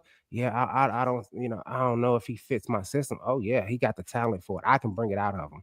I can get it out of him. Because guess what? Like I said, consequences, discipline, examples will be made. If I put my effort into you and you don't give it back, I'm gonna give you a fair warning. Then I'm going to discipline you. I'm gonna bring out the rod, and then after that, I'm just gonna cut the tree down. You will be made example. That's how it goes. It's hey, that's how it is. You will be out. It won't be no we decide like no ifs, ands, but you will be made example of. Which, like I said, it looks like I said, and you said it earlier on. People look at Ben Johnson and you see it, you like, oh man, he looks soft. I don't think he's gonna. Before he spoke, people didn't know if he would be able to lead a locker room, or like I said, we still gotta wait and see. We still gotta wait and see, but we didn't expect he could go up there and do what he just did. Yeah, he went up there. He went up there and leaned into every question. He did. Everybody, every person. And if you follow it like I followed, and I expect you as well. A lot of people are saying like, oh, he's not a timid guy. He's not like remember I talked about it last week about Ryan Poles. I saw something, but I didn't say nothing. Not Ben Johnson. From what I've heard from him, he sees something, he gonna say something. Even when he don't see great. I mean, I won't say perfection because that's a hard thing to say. But if he say, like I sent that video of him at the Senior Bowl, that was it was a touchdown, but you was late. Stop being late on that throw. Oh, I threw it out there. He's like, that was a beautiful pass. That was a beautiful pass. Sure, you think I should have short armed a little bit? No, you put the ball where it's supposed to. It's his job to go get it. Don't take your success as a quarterback off of wide receiver failures. Right. You put the ball where it's supposed to be. You made the right decision.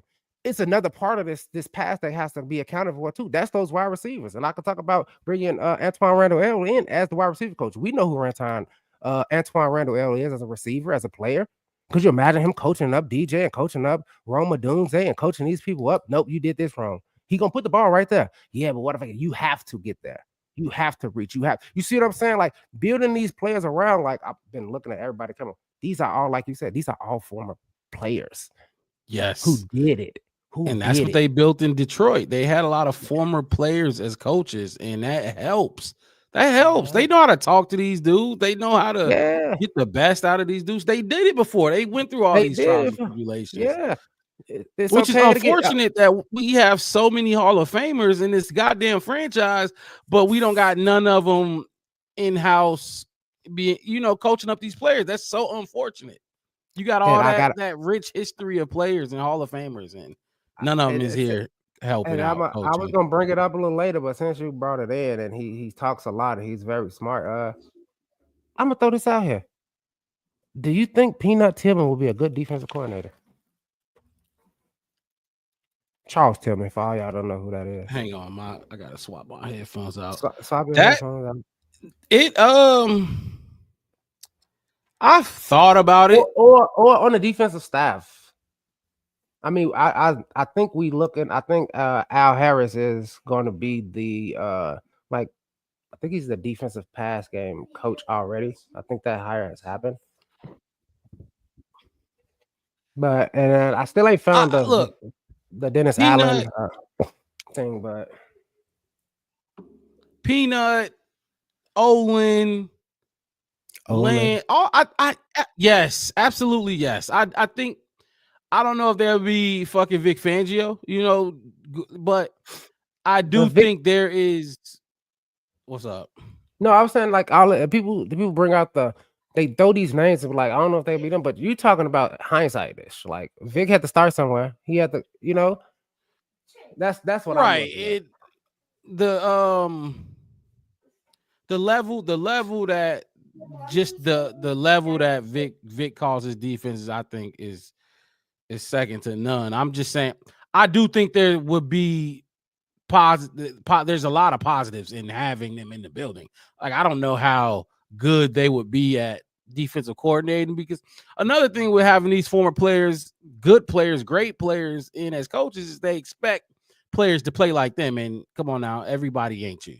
You know what I mean?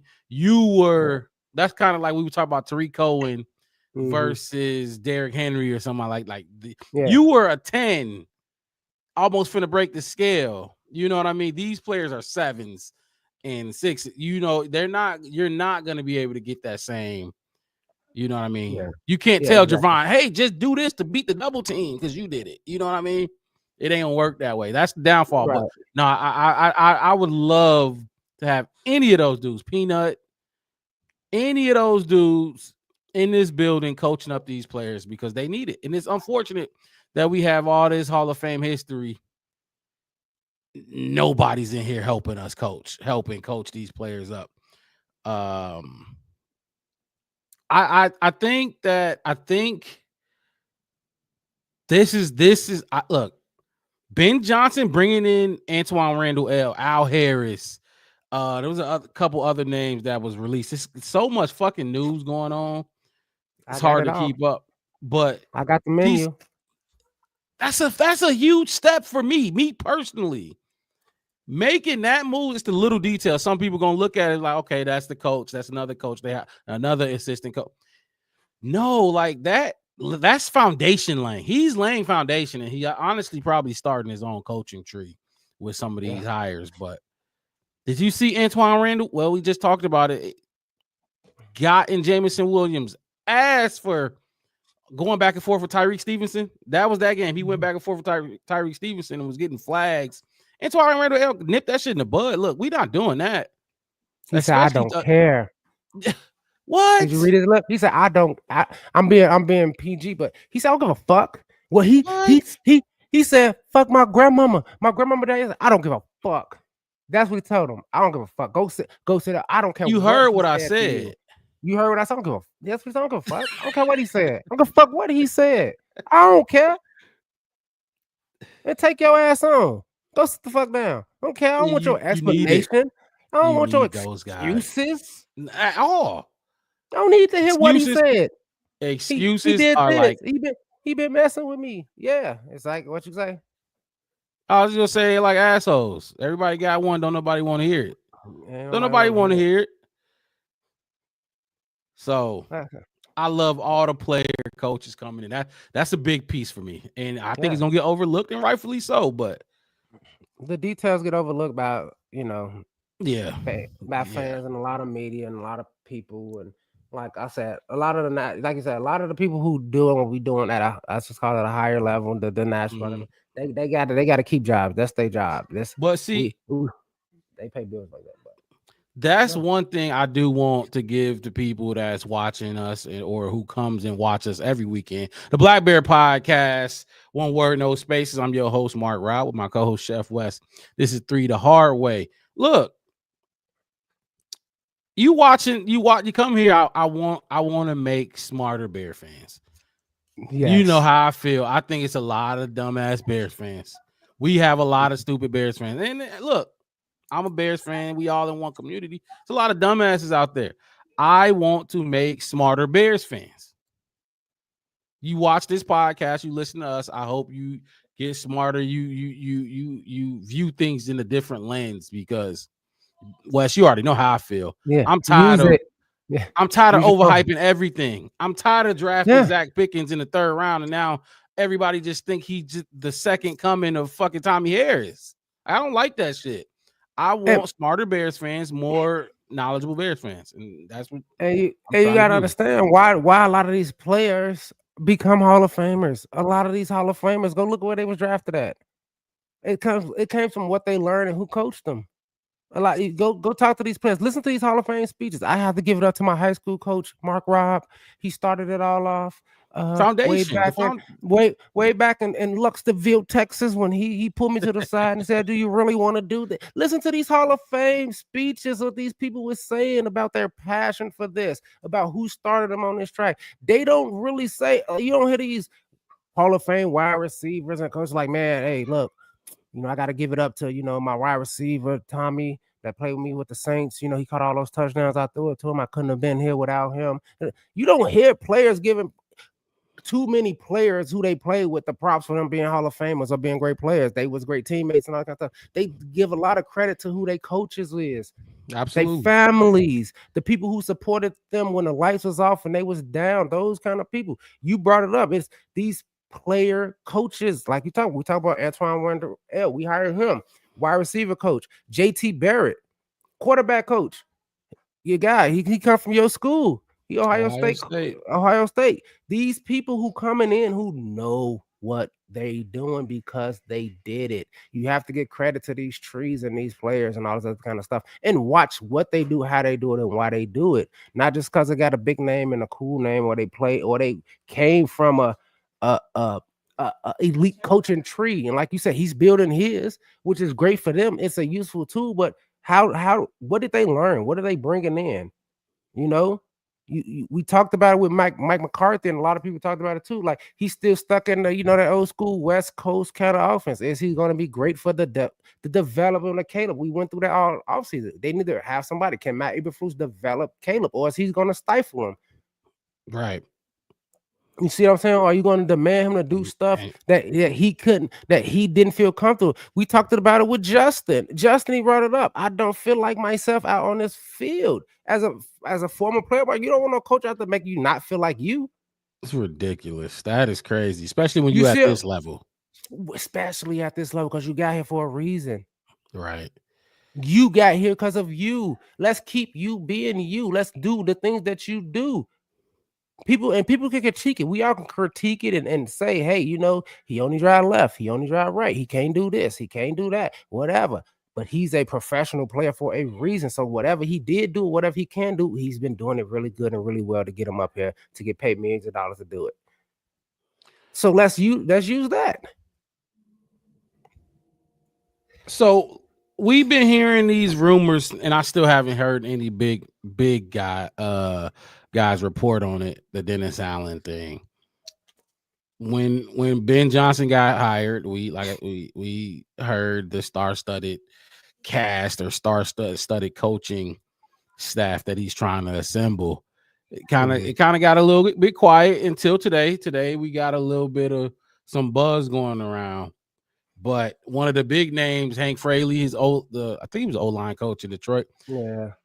Look like we missed out on him. He's staying in Detroit. I think his wife broke the news on that on Twitter. Do you think he gonna have? Oh yeah, bare truth. You think he gonna have issues? Are you concerned at all with how the coaching staff process, filling his coaching staff is going? Any concerns? My biggest concern is not making that that defensive coordinator position. Dennis, Yeah. bless you. Sorry, making it official. That's the only worry. Like I said, everybody that I see, they're saying it's basically done. No, and that's what we seeing today. I'm waiting on that big the big drop. But look, okay, let's say it's done. We get Dennis Allen and he's coming here. What you think? That's a 7 higher out of 10? 8?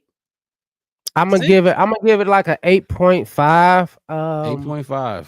Yeah, and the thing that boosts it up, I mean, just Dennis Allen by himself as a defensive minded person. I mean, I gotta give him a solid 7 easily. Former head coach. And that's why he gets that extra. That's why the number moves that they do in gambling. That's why you get that 1.5. He's a former head coach. He's somebody that can sounding board for being like, hey, dude, well, what you think you failed at? And like behind closed doors in the dark, you know, that he can say, hey, look, this is what I think I messed up on. We played the Cliff Kingsbury thoughts on being a head coach again, and he said, look, I figured out what I didn't know as a head coach. Watching Dan Quinn. Now I feel like now I'm learning more. I knew where I was messing up at in Arizona. But I wasn't sure if that was me messing up or if that's just how things go. But now watching Dan Campbell and saying, now I know. And you know what I do know now? I know I'm not ready for that job yet. You see what I'm saying? I'm happy where I'm at. I still have learning to do and growing to do, which is big props on him for understanding what he did, what his weaknesses at, that he really wasn't ready. And I'm not going to just jump in the fire again and do it all over again. Absolutely. Because I'm still not ready. And you think about it, he was a head coach and he feels uncomfortable being a head coach again. Ben Johnson don't. And like I said, having Dennis Allen coming in, and we said that, marry him with some experience. If you're going to get him, if you're not going to get somebody that's already had head coach experience, bring somebody in that was somebody that he can. And just having that in, I think it's a good hire. Like I said, you know me, I was big on either, you know, I had Robert Saleh as my guy, but no, I don't see Dennis Allen being a bad choice. I think he's going to do well. And with the way this defense is, I mean, we was top 5 with Eberflus, and then you bringing in Dennis Allen. I mean, they should be good. They should be all right. And like I said, having that head coach experience is a plus for me. So I'll give it an 8.5. I give him a little extra on it. Well, he already doing something right, because he spoke about, they asked him what were you worried about when he was still in Detroit? What were you worried about when it came to facing the Bears? And he said the defense. He didn't even say Caleb or all, none of that. He said a defense. We struggle playing against that defense.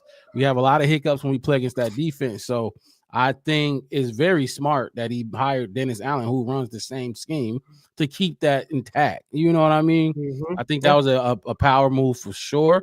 Hopefully it goes through and it can be official, but we'll see. So look, I heard some stuff about Dennis Allen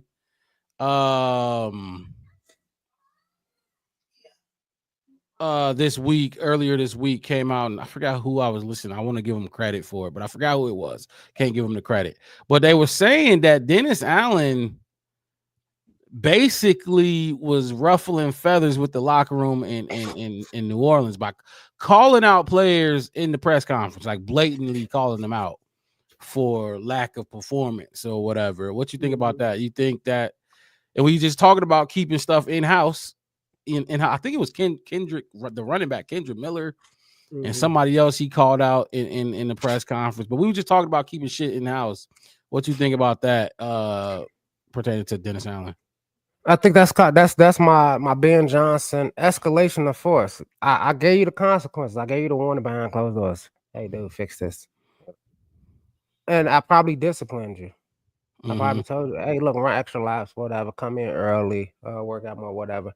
Now you're gonna be made example of. So you those with that. That's what I hear when I hear you will be made an example. That's that because he said consequences separately, discipline separately, and then examples. So the escalation that okay, you want to keep it up, you want to keep doing it. I'm going to put it out there into the world. Then something that you can't. This is going to be on the internet forever. Right. I'm going to call you out in front of everybody. Not so the discipline. I'm gonna discipline you in front of your teammates and your staff. They're going to see you being disciplined. They're going to see you being, talked to, screamed at, cursed out. That's what the team in the locker room going to see. The examples, I'm going to put it out there so these reporters and everybody can report on it. So now your name is going to be on every article. You're going to be in the Athletic. You're going to be in the Sun Times. Your name is going to be called. Hey, Ben Johnson called out Jalen Johnson for this, and this. Now, so when you do, like you said earlier this year, so when you do go on all these podcasts, when you do want to go out there and talk, this is what they're going to ask you. Why your coach calling you out? Now answer that question. Now you answer that. You see what I'm saying? He disciplined you. Yeah, you got suspended for a game. You didn't start and you didn't play a game. He benched you. You the number one cornerback. You the number one wide receiver. You the number. Why is your head coach sitting you for a game? Mm-hmm. Yep. That's your discipline. That's your examples. Consequences is, hey, look, I warned you. You think I can't coach without you? Yeah. So, and if that's how Dennis Allen gonna run this defense, there you go. That Tariq Cohen stuff, that Jalen Johnson, like you said, I talk about those players calling coaches out. You don't supposed to do that. You don't call nobody out in front of everybody that you don't think you can do it to. Yeah. They're only doing what you allow them to do. They're only doing what you allow them. Allowing that shit. You was allowing that. Ben Johnson ain't gonna allow that. Dennis Allen don't seem like he's gonna allow that. Like you talked about Antoine Randall, ain't gonna allow that. These coaches is not gonna allow this. You think this was the right move overall? Like as opposed to this not hiring coaches with experience. There's a lot of Bears fans I'm hearing that still wanted that Mike McCarthy experience, that Pete Carroll experience. Who else did we interview with head coaching previous experience? Is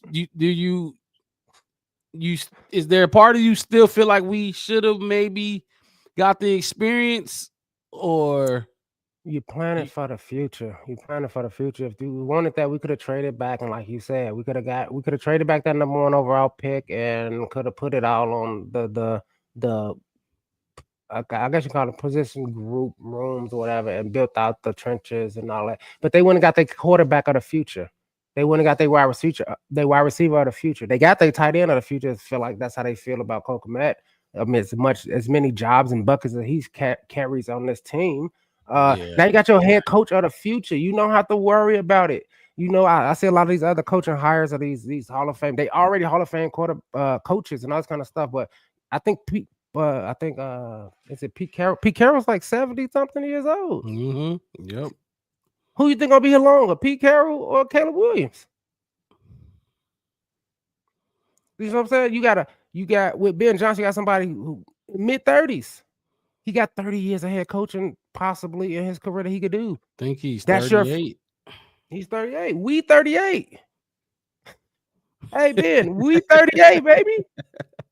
Yeah, y'all the same age. That's crazy. We 38, dog. We got 30 more years of this. Mm-hmm. You got Caleb's whole career of this. You got Rome Odunze whole career of this. Cole Kmet's whole career of this. These new players that he's gonna bring in, and if you building out that, we talked about it with Green Bay all the time. They had 3 head coaches in 30 years or something stupid like you know what I'm saying? Like, where did you stand with Mike Vrabel versus Ben Johnson? Say Mike didn't get hired right away, and we actually had our pick of the litter with those two. Where did you stand with that? It comes back to what everybody's saying about Ben Johnson. Like a lot of people saying, well, we won't know until he do it. We won't know until April when he built the staff. We won't know until next year this time who he is as a head coach. At least with, like I said, with the McCarthys, the Vrabels, you kind of know what you're getting with these head coaches. Like you can really see what you're getting. And the only thing, like I said, like what I liked about Mike Vrabel more is we're going younger instead of going to get somebody who might decide to retire in 5 years. Facts. win or lose. Like we could win 3 Super Bowls in the next 5 years, and Pete Carroll say, you know what, I did my thing. I got 5 Super Bowls. I got this. You know, I built my career. I'm ready for my jacket. But what does that leave Caleb? He got 10 more years of football to play. So this is just telling me, like, hey, look, I mean, they're looking to they're looking for this next decade. They want 4-5 rings in the next 10, 15 years. Because that's what they want to build out. You know where I stood on it. I wanted Mike Vrabel. That was my number one guy. Even though, but seeing what's going on in Detroit right now, like, I'm glad. Like, I'm happy this is how the chips fell. You know what I mean? That offense, I mean, like, you're losing guys left to right. Your coaching staff losing dudes left to right, and I don't want, like, I would not have want that for Caleb. You know what I mean? You hire Mike Vrabel, and then you have 1 year success. Usually, the way the Lions coaching staff getting rated, usually they coming off a Super Bowl victory. Hell no, y'all coming off a divisional loss, and you fucking finna lose all of those staff members on that coaching staff. So if I could change my mind, yeah, I definitely would stick with the Ben Johnson, just for that simple fact, because like, Lions fans are pissed. They are pissed right now. Here's one of them. I'm about to play them. Goofy dude. This is the one who called him. You talking about the knuckleheads or the goofy fan? The goofy fan. He called my man Osama fucking bin Laden. It was a lot of this shit going around, but it's just one we plucked out off the internet, and Lions fans pissed right now. Today just fucking sucks. Today has got to be one of the worst days of my fucking life ever. The offensive coordinator of the Detroit Lions, Ben Johnson, just got hired by the Chicago Bears to be their new head coach.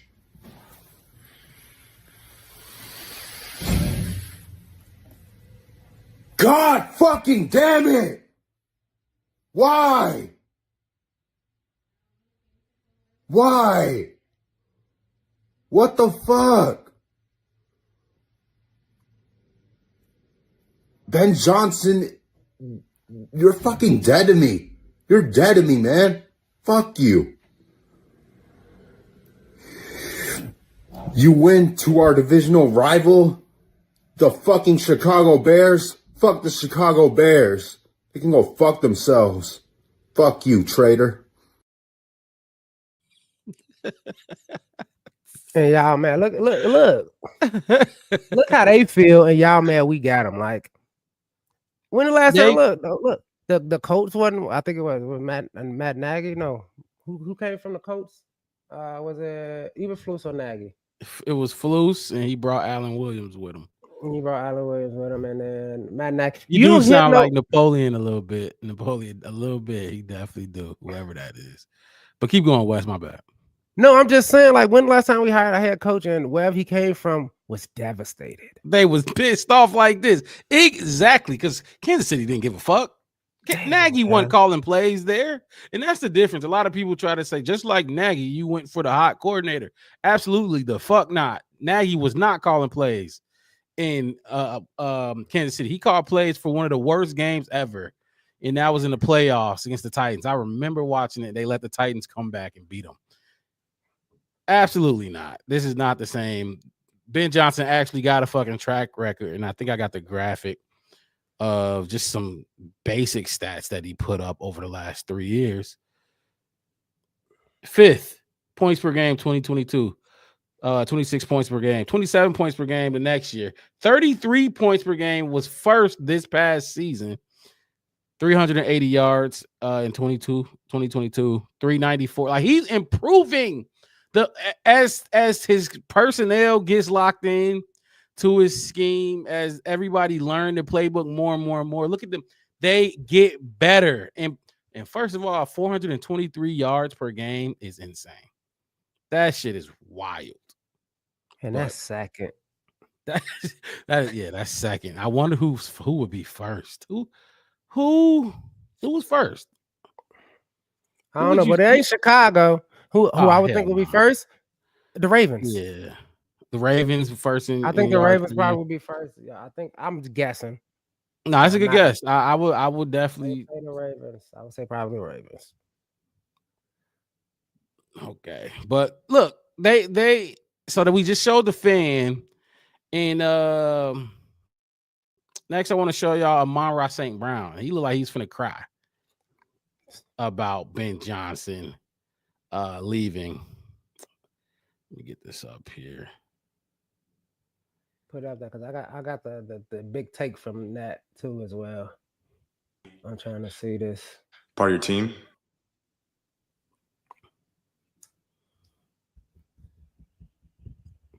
Here they go. Amon-Ra St. Brown with his brother. Yes, the Knuckleheads. The Knuckleheads. That's what. Speaking on losing Ben Johnson. And you guys lost a key part of your team? Who's that? Ben. Yeah, we lost Ben. You know who the fuck you talking he's about. Going to the division rivals, the Bears. Who's that? Who's that? That's gonna be a scary team. Yeah. That's gonna be a scary team now. How do you feel about that? How do I feel about it? Obviously, I love Ben. One of my favorite coaches that I've ever had, I would say for sure. I mean, he's smart. He's, one of the hardest working coaches that I've been around. But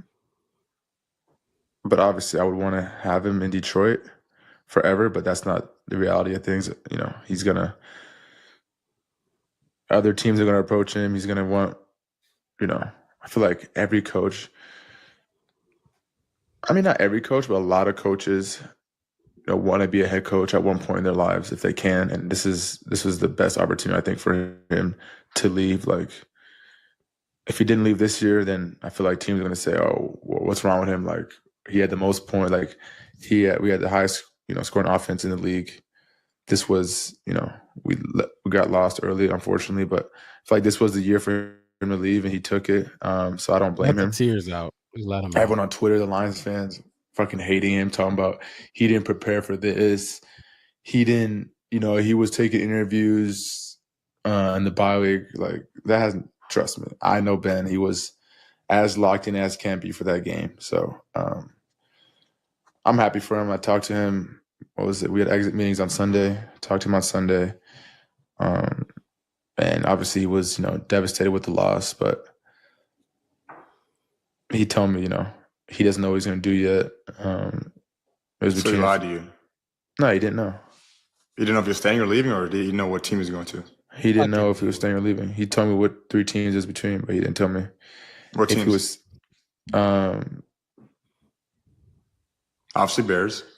Right, I think it was. If you can tell me. I don't know. You know what, Ben's a traitor.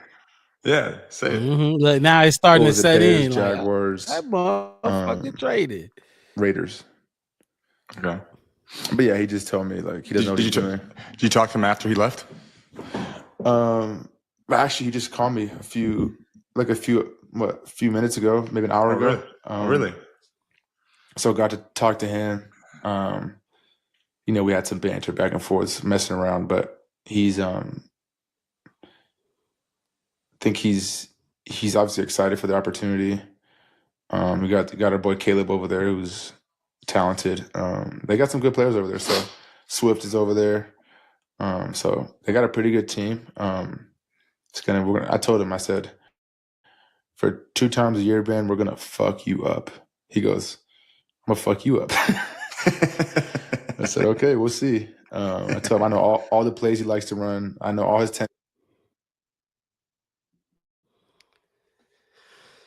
He was acting slow the whole time. Like, he didn't know what was going on. Dude, you know what we talking about.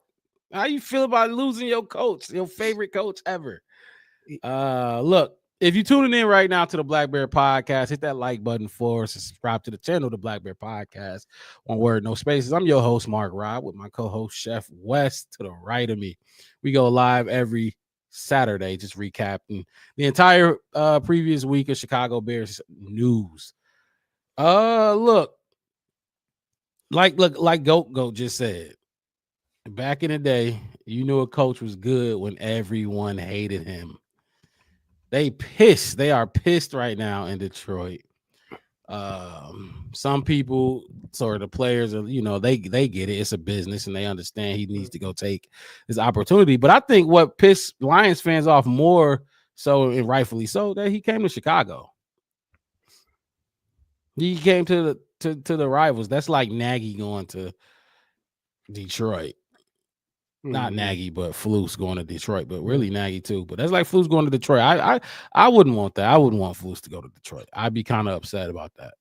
I respect Flus defense, Wes. I do. I really do. I think that I didn't want Flus to be here last year or to start this past season, but I understood why the Bears kept him. They thought that defense was, you know what I mean? Man, that's kind of why. That's probably, and like I said, the defense being in uproar. You heard, everybody heard, that JJ went off on them, all that kind of stuff. And it's like, if you can't handle your side of the ball, what you're supposed to be handling, what you're supposed to be really good at, if you can't even really do that, then how can you do that with the whole team? And like I said, like you know me, I wasn't too pissed that even Flus stayed, but like I said, I felt like even if we won 10 games, Flus was gonna get fired anyway. Like I felt like he just wasn't getting it, I think we all saw the writing on the wall. I don't think we thought he was going to be here a long time anyway. And we said it too. That second half of last season is what kept him on. To be honest, that's just facts. I guess if you want to say that, but that's why. So and of course we don't want nobody from us to stay in this division. I mean, that's just how it is. So I understand why Lion fans feel the way they feel. I get it. It's whatever. And as a Bears fan, like honestly, in my lifetime, I really never cared about the Lions really that much. I never was worried about. Didn't really care. It wasn't. It wasn't the biggest thing on my mind when the season started. Like, well, what are we gonna do about the Lions?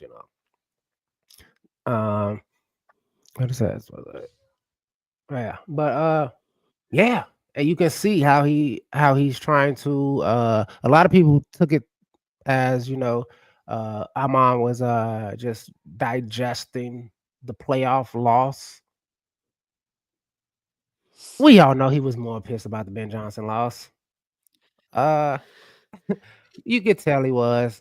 He tried to downplay it. His brother knew. Obviously, they probably had the conversation and talked about it before the podcast even went up. And, EQ being a former Bear loves to poke at his brother about his Lions team because, hey, when he was a Bear, his brother used to get dumped down on him constantly. If you got any history and then watching their podcast, you see like Amon loved digging at EQ about when he was a Bear and what he was doing and when they played against each other. And oh yeah, I had 12 passes today. I had 12 catches today. How many you had today? 2. Like he talked shit to him when he was a Bear. So EQ can't wait to dig down on him and get at him. And like I said, rightfully so. Ben Johnson is a huge reason Amon-Ra St. Brown, a 4th round pick, blossomed into the max deal, that max contract that he got. Like he's a slot receiver, but he's damn good at what he does. And I think Ben Johnson helped draw those plays up for him and get them open, scheme guys open, which that's what you do. I think, and I called for that all season. Like, okay, I get Cole Kmet not getting the ball or Caleb's not throwing him the ball, but as an offensive coordinator, call a play for Cole. Hey, Caleb, I need you to throw this ball to Cole. I don't give a fuck what you get a ball to Cole as soon as he make that break, before he make the break. Anticipate it. I'm gonna draw this play up. Don't let me draw this play up for Cole and you throw that fucking ball to Keenan for 2 yards or something stupid like that. So yeah, I mean, I get it. Amon-Ra gonna miss his coordinator, but if the Lions are like that for real, they'll be back. They'll be back in the playoffs again. I think Dan Campbell. I think this gonna this really gonna show how good his coaching staff room is because he's promoting dudes. I don't think he's hired somebody from the outside yet, if No, I'm not mistaken. He might have, but he's promoting dudes. I know they promoted somebody to their offensive coordinator. I was just seeing it. I forgot who it is. He was the former something on their staff. They promoted within. I just saw that. Yeah, you see Joe Brady staying with the Bills. And that just shows you, you know. But that just shows you that Kevin Warren wasn't lying. We laughed and we chuckled a little bit. I know a lot of people kind of when they said this Bears head coach position is coveted in the league right now. Because everybody was ready to jump. So everybody was, you see all them offensive coordinators and all the people that was ready to take these interviews that was coming in. I'll get on the Zoom call with you. I'll look. And everybody kind of laughed at the wide net scenario that we put out there. But if you're noticing anything, and I'm noticing a trend, ever since this Bears hire happened, a lot of these other coaches is retreating. Yeah. A lot of them is retreating. They dipping back. They don't. Jacksonville's still open. Why not try to go down there? You know? Why not try to go down there? If you want to really be a head coach, you're offensive coordinator, you've never been a head coach, why not go down there and try your luck down that way or something like that? No. That just shows you how the weight of being the Bears head coach, how much value it was this time around. I think Jacksonville, they hired what's his name yesterday. Oh, they hired somebody? Yeah, they hired Liam Cohen from Tampa Bay Buccaneers offensive coordinator. There was a lot of drama surrounding that hiring too. I guess Liam Cohen told Baker Mayfield and them dudes he was coming back and some other stupid shit like that. But you can't expect that man to turn down a head coaching job, especially a head coaching job where you now about to be able to pick your GM. So let's see what else we got. Which direction do I want to go here? Look, there's a lot of. We can talk about who they got. To the staff. There's a lot of good things that come from this like domino effect. There's a lot of things that come from this hiring. Like, look, we just beat the Lions down. Their staff is depleted. You got Jared Goff losing who people think is the reason he became what he became. And then in this division, you got possibly JJ McCarthy starting next year. Possibly. We don't know yet. Then you got the Green Bay Packers, who clearly wasn't as good as they thought they was. Jordan Love. Look, I said it. Two guys, Wes. I needed to see it again from Jordan Love, and I needed to see it again from CJ Stroud.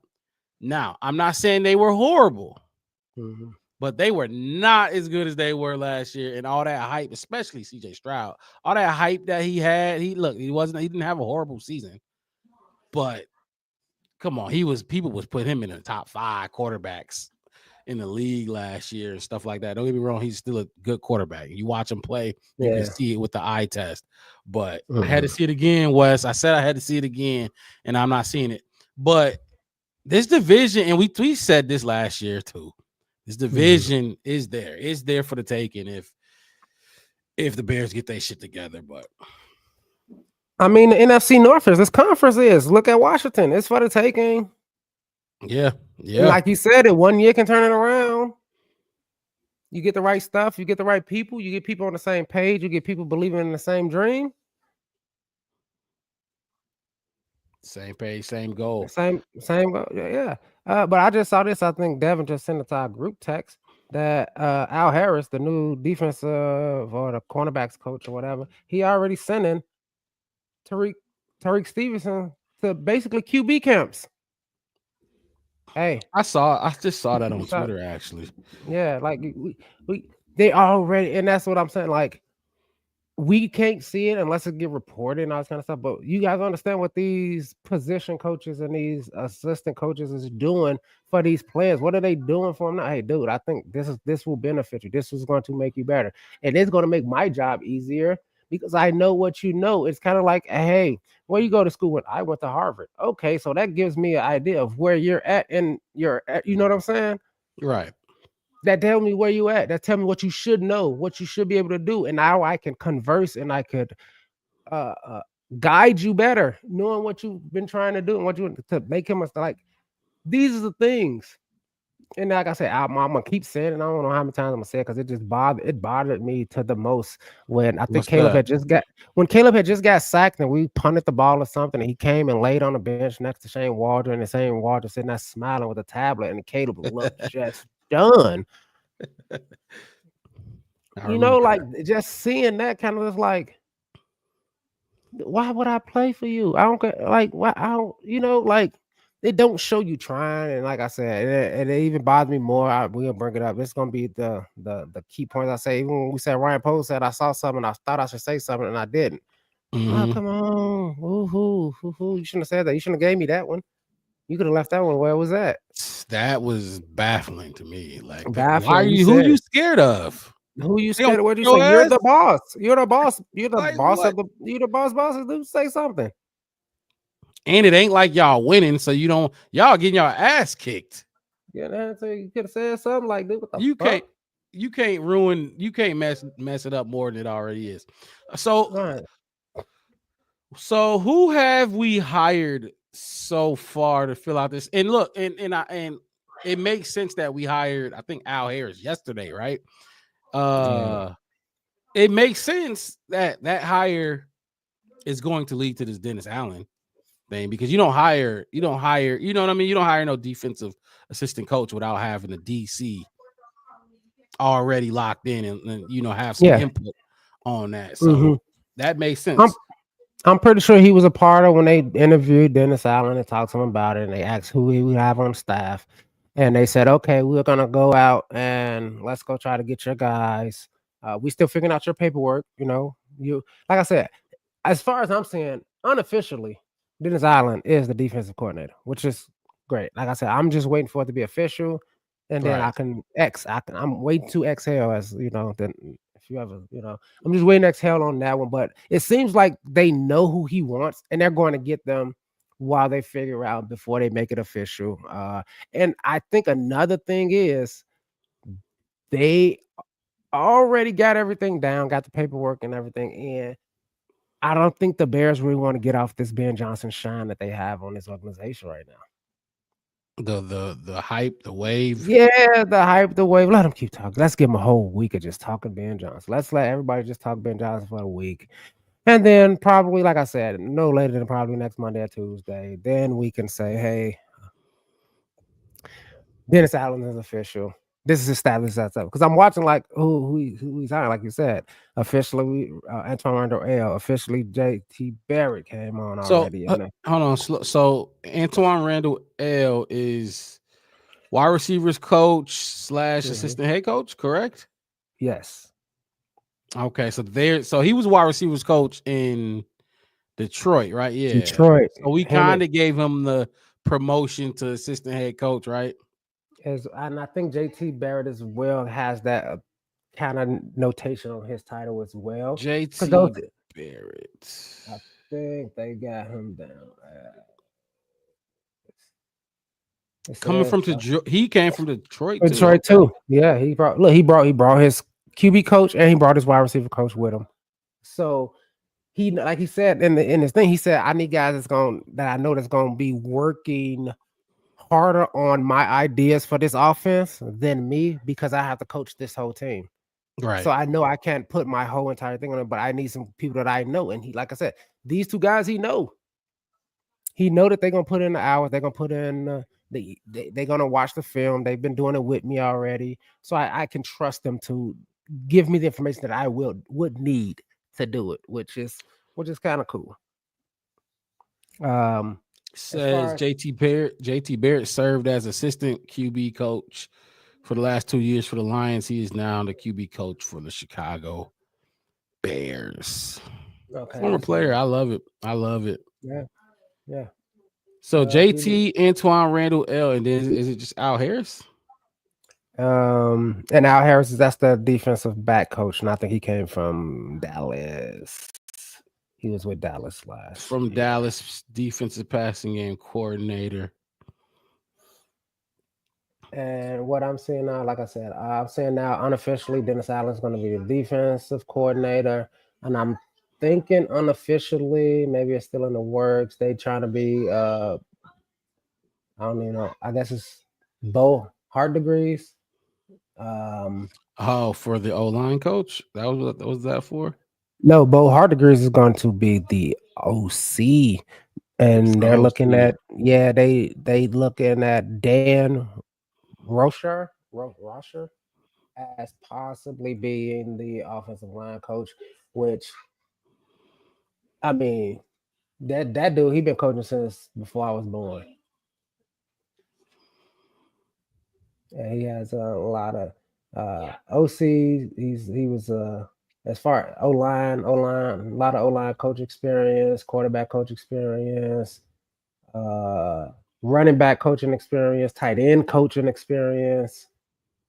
He was the run game coordinator and tight ends coach in New Orleans a couple years back. He was the Titan offensive line coach. No, he was Tulane's. So he just came back from college, coaching in college. Saints tight end coach, Saints running back coach, Michigan State's offensive coordinator, tight end coach, as offensive line coach. That's what we're looking at him. Running back coach for Illinois, quarterback coach for Northern, offensive coordinator for Northern, offensive tackles coach. He was a tackles coach. So, he's had jobs where he has had to study different aspects of the offense. So, and that's what I was trying to explain the other day. Like, yeah, like the title of these dudes is one thing, but come on now. If you're at this point, you better know defense. You know what I mean? Like you know football. You have enough experience in this studying this game, not just this league, but this game, to where you can do other shit. Like, don't box me into a just offense. You know what I mean? I could work with the DBs if I need to. I could work with the wide receivers if I need to. I was kind of trying to explain that a little bit the other day to Devin. I think he was wondering about Al Harris, I want to say. Yeah. Because I think the misnomer was that Al Harris was the pass game coordinator as well for the offense. For the offense. But being I'm thinking I'm trying to see. I think Al Harris is, but he's pass game coordinator for defense. Right. It looks like he's the pass. So the cornerbacks coach, the secondary coach, if you will. But right, like I said, he's been a defensive back coach. A lot of he's an assistant head coach in Dallas. So he got he had that nomenclature, defensive back coach, and let me see, cornerbacks coach. But like I said, to be in that pass game coordinator position, especially being in a secondary, cornerback tendencies, cornerback plays. You can see, hey, this is what they set in, so this is what they might be running. How can we beat this? This is what they've been running all week. This is what they've been running all season. This is what these cornerbacks been doing. So to have somebody who knows the game plan to stop certain offensive plays, he should know where the weaknesses and all that kind of stuff too. I'm trying to see. I just want to know if Al Harris was a former NFL player. Pretty sure he obviously played football. Al Harris, yeah, he played for the Packers. Okay. He played for a couple teams, but I know for a fact he was with the Packers for a long time. Yeah. As a DB for sure. Yeah, it was the Packers. So yeah, Buccaneers, Eagles, Packers, Dolphins, Rams. Yeah. I want to bring up Ben Johnson at the Love you. Senior Bowl. That's what I want to bring up. Oh yeah, that's my favorite clip. Get some live footage of the man out there coaching up kids and players.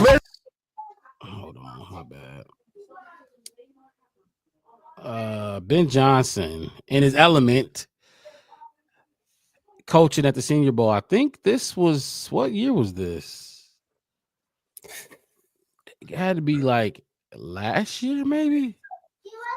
It's before Malik Willis and I think Sam Howell is there, and there's a lot of okay. So this I think Bailey. Yeah, I think this is a couple years ago. Bailey Zappi was there. So. Yeah. Okay. All right. Well, here Ben Johnson in his element, coaching some young talent at the Senior Bowl. Some of you other guys are so just media hungry. This guy. See, look, your mic, there's the camera. Your mic, camera's on me. Jeez, oh, hey, let's not forget, we got a small shirt on too, showing the guns a little bit. Touchdown Thursday. Red zone work. I'm hearing the offense kicking the defense's butt today. I got one big ask of you today. How are you going to get better today? What's it going to be? Seriously, did you get that fit? Don't you start that with me. I'm not a rookie anymore. Huddle up. Hey, we got too many in the huddle. Huddle up. Let's get the huddle right now. Let's get the huddle right. Might have been a little quick. There it is. It's a good shot there, bub. All right, I love the ball. Yeah. Too much? No, you gotta go get it, man. You gotta go get it. Keep putting it out in front. A little late. Hey, that was, you know what I'm saying? You're waiting for it. That ball's gonna be right out of his break. Next time you have a deep ball over here now, make sure you put it over the outside shoulder. Close. More what I'm talking about. Just a little bit further out front. You know what I'm saying? Let's see him track it. No! The heck's he going backwards for? Got him! Golly! Now you draw it up, but Deuce waits for the offense to win, and that's the end of the drill. Done. We'll keep going until the offense wins. End of the drill. Come here. You've been coaching your tail off all week, man. Best special teams coach in America. That's what you look like in your prime, though. That's what you look like in your prime. You got 12 in the game here. Let's go gun, flank left, 53, Y loop, Z eagle on one. Do this. Go Dixie right, fake 35 stutter, keep right, Y slant flat. Let's go dust left, 535 weak slice, Y screen right on one. Did you feel that corner fall off? Thumbs up or no? Thumbs up or no? You feel it fall off, you got the dart. Hey, what's it like having someone in your ear the whole time calling plays? What's that like? Yeah? It's something I wanted to do. You always see NFL quarterbacks. It's cool, man. Why do you coach? Why do I coach? One word. Relationships. I asked Sam what it was like to be the second best quarterback to go through North Carolina. Wait, who's the first? Who's the first? Come on. I don't know. Mitchell Trubisky might got them both beat. Yeah, number 2 overall pick. That just a little insight, more insight, and because look, we don't have we got till April or even May until they even start OTAs for real. So you're not gonna see him in that element for some months. So it's nice to at least get a look at how he interacts with people, interacts with the players, other coaches on the sidelines and shit like that. And I like it. I like what I'm seeing. Look, you did it right. You completed the goal. You threw the touchdown, but it could be better because you go against, I don't know, fucking Jair Alexander. He's gonna pick that shit off if you're not putting it in the right spot. He gonna knock it down if you're not putting that ball in the right spot. So yes, you completed the touchdown, but it needs to be better. You know what I mean? He's teaching, looking for perfection out there, and I feel like this previous coaching staff shit wasn't getting done right, and they just move on instead of hammering it, run it again until you get that shit right. That's what you need to do. Pound it into their heads, and I think that's the type of dude he's gonna be. If you don't get that shit perfect, he ain't gonna tell you. He not like good job. No, I mean, yeah, it was close. It was better. Still ain't where I need you to be. You know, so I like that clip. I really do like that clip. I'm glad you brought that one to my attention. Damn, my phone is that's not okay. Yeah, no, just to piggyback off a lot of things you said, like I said, I watched the clip several times because I was just like, okay, like you said, it's good to see him in that element. But a lot of the key things you said, like, yeah, you got it, but you late. You got to be better than that. One, I don't know who it was. I ain't gonna really get into who the players was, but when he told him, he said, "Hey man, you think I put a little bit too much on it? You think I did it? You think I should?" Nope, you did it right. He got to get it. He got to go get that. You did it right. You got it right, and that's what I like a lot of bit out of that clip is he letting them know you did it right. It's other aspects of it, like we talked before we started the show. And the thing, like you can see how he coaching up these QBs. Hey, you got to get the huddle right. Yep. And then he asked him over the mic. He said, "Did you feel that? Did you feel how that cornerback fell off? Did you feel it? If you feel it, once you can feel that, not did you see it, not was it drawn up that way. Did you, as a quarterback, feel that cornerback get off? Because you can get your dart off right there. Did you feel it? Did you see? Like you can see how he's coaching these players to be better themselves, not just better quarterbacks.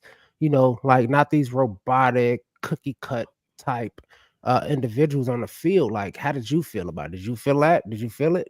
Okay, let me see, or you tell me how you felt like. Well, I felt like that was in, and then I will correct and let you know, like, no, that is not there. Then I know it looked like that. I know you felt good with it, but that's not that. That's not going to get you NFL completions. Yep, and to relate it to what the Bears had going on this season, and Poe said it. They skipped a lot of steps. We heard about the cadence issues early in OTAs, and how are we in week 10 and week 11, and you can see that shit still showing up. Like Caleb he didn't get that shit down, and they let him skate through and skate by without nailing that shit down in his head. Like, you got to get the cadence right. You got to have full, complete, crisp control of that offense, because it's timing. Yeah. That last coaching staff was horrible. I don't think people understand how bad. I know people know they got fired, this and that and the third, but they played a huge role in why a lot of shit looked the way it looked. Like, how do you let Caleb start the season and he doesn't even have a cadence down pack 100%? So right, and on top of that is it's kind of bad on both accounts, because it's like, if you knew he didn't and you still allowed it, that's bad. And if you knew he wasn't getting it and you wasn't figuring out ways to coach it into him, or figuring out ways for him to get it, or I don't know. I mean, you know, breaking it down Barney style for him, or starting from the studs and building up to why, Caleb, why can't you get this the right way? Or saying, hey, Caleb, how can I get you to understand this? What's the best way you learn these kind of things? Who do you admire? Like, what can I show you to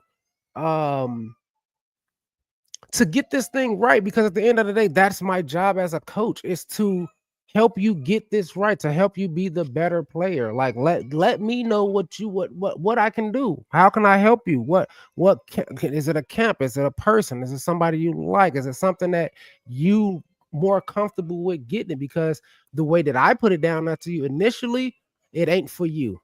Okay, cool. As the coach, I can adjust how I'm teaching you and how I'm showing you things, because you have to go do it.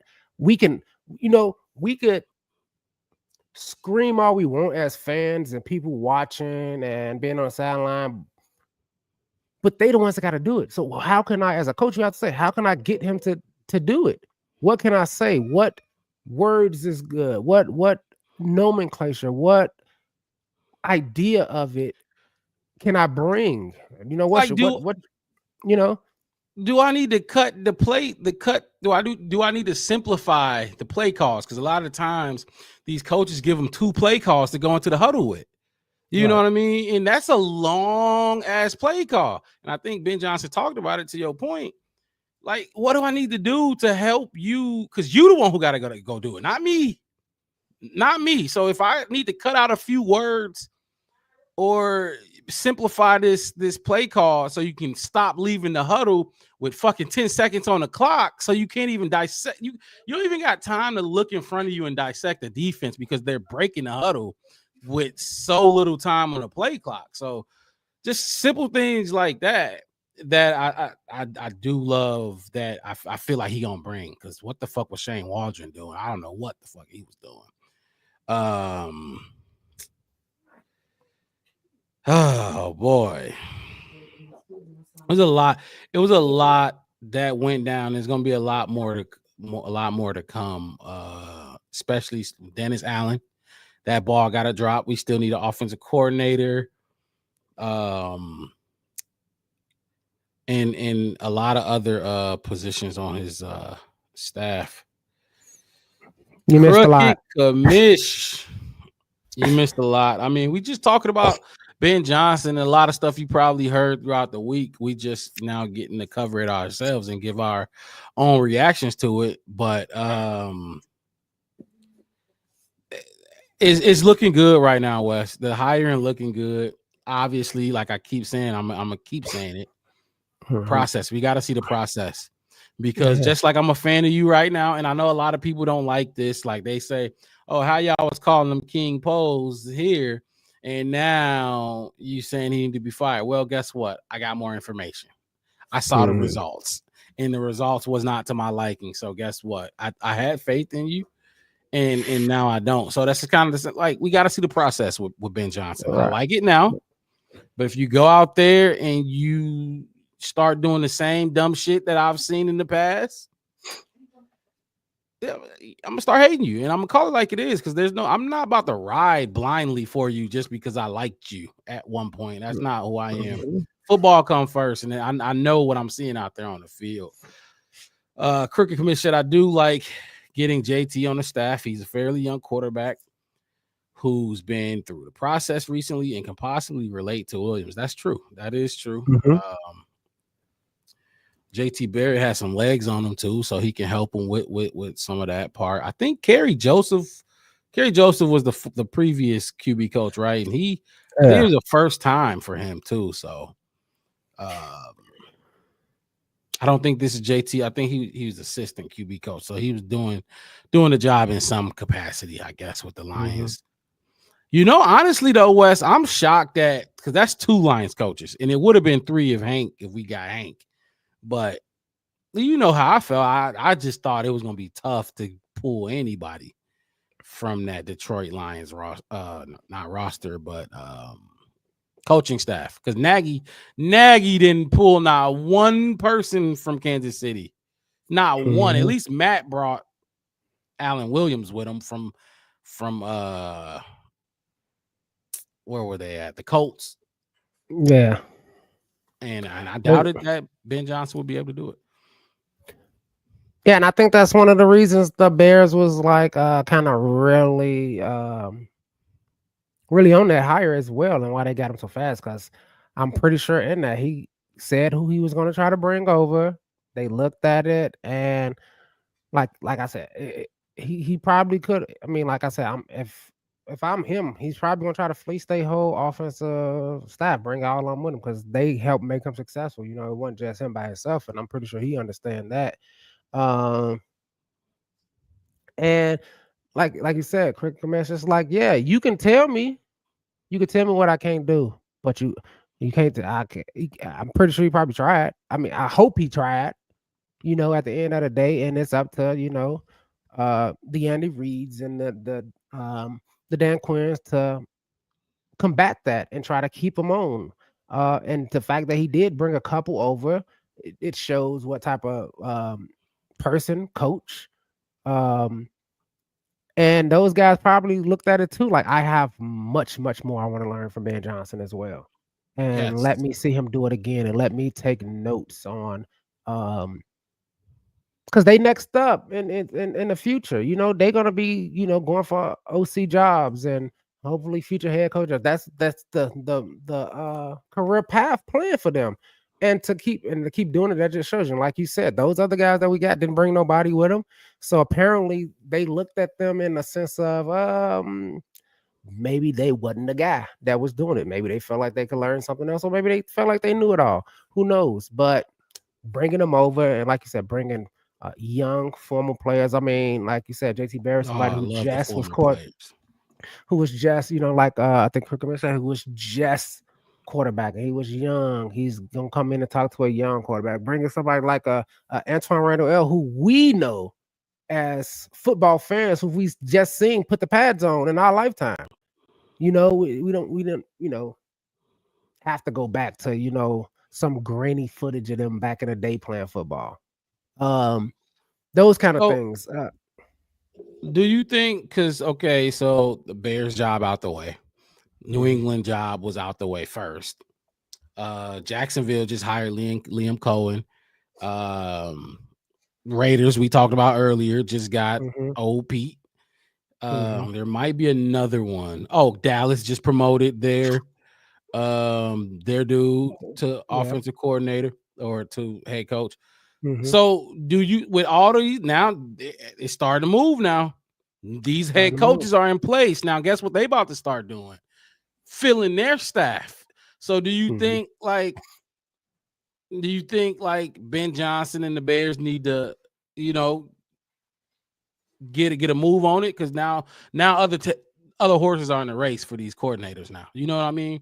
Like Aaron Glenn, crooked commissioner said Aaron Glenn is going to want to take a guy too. Like, Aaron Glenn needs to fill his staff too with an offensive coordinator. And exactly, they're going to want that job over ours. Trust me, just because of the simple fact of calling plays.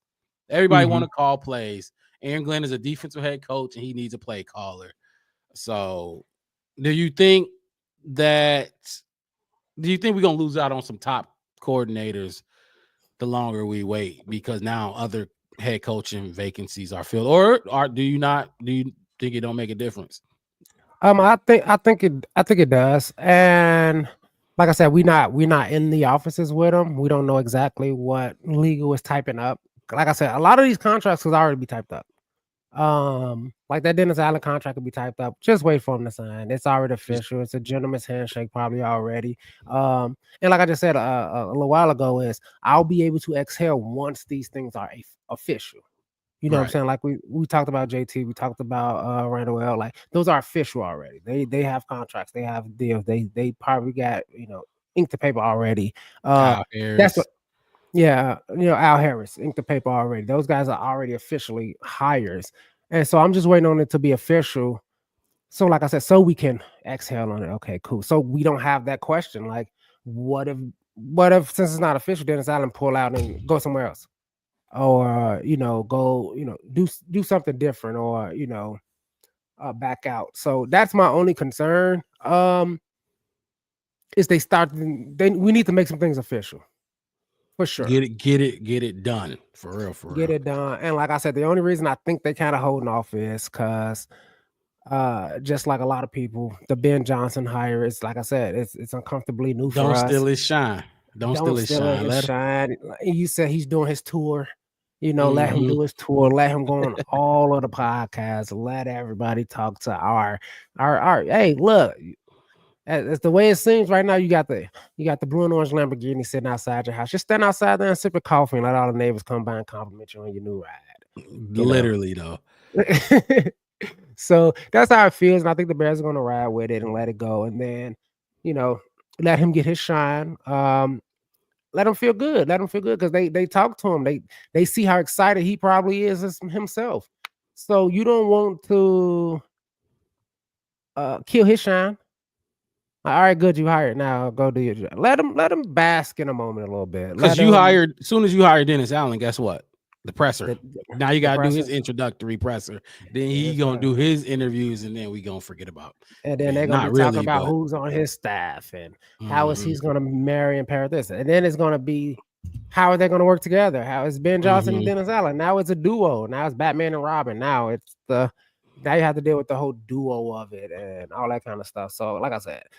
I'm thinking that they probably already got the finals. Like I said, as much as a lot of people was trying to be the first to put it out there, they put it out, right? There. Yeah, they trying to be first. It's getting leaked out that he is it. He is the man. So, like I said, I'll exhale once it's pen to paper, just like I was with Ben Johnson. Like I'm not finna be. I'm not throwing out no guarantees yet, but it looks like it's going. And yes, we saw Eberflus in Dallas, but it's Dallas. It's Jerry Jones. We We play Dallas next year. You seen that? They're on our schedule. That is interesting.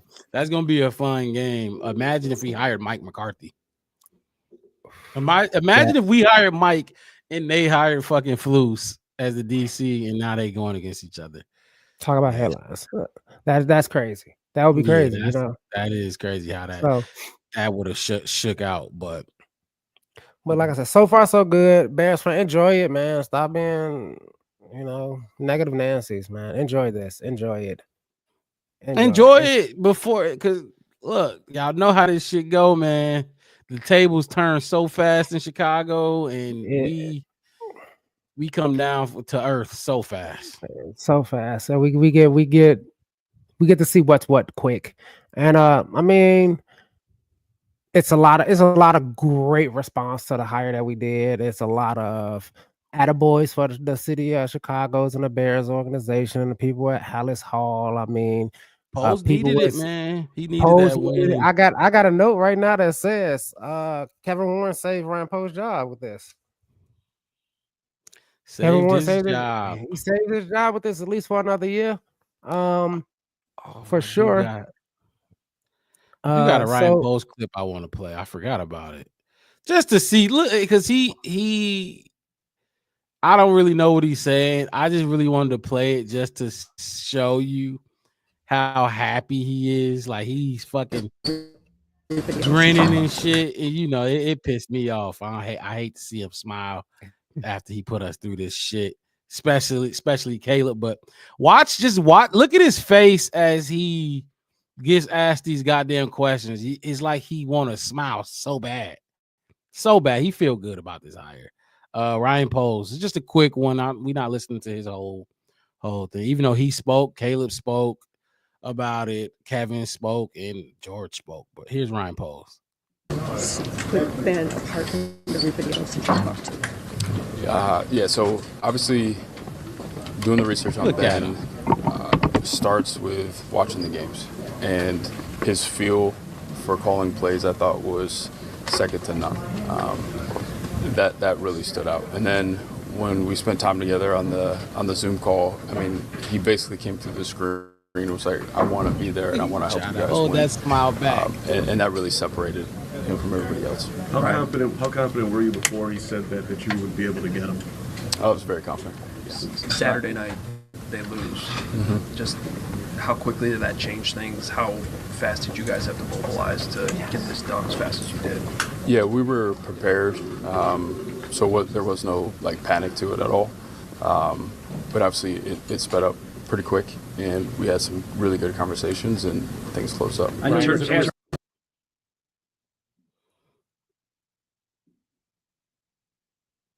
see if I can get a frame of his bitch ass grinning, happy. I mean, a lot of his job coming in was to do stuff that we didn't like. You gotta get rid of people and find the money again and get the picks back. And it's the why you doing this? What if you can't? I mean, the Tremaine Edwards versus Roquan thing, and a lot of the misses and trying. So he should smile, man. Smile when you do stuff. Smile when you get an A on the test. Smile when you get an A on the test. You might still be failing the class, but hey, you still got. I don't want to see him smiling. That's one. Honestly, Wes, I dislike him the most right now in the Bears organization. I really do, because he sold us some bullshit, man. I truly had. It's kind of like with Justin when Justin was.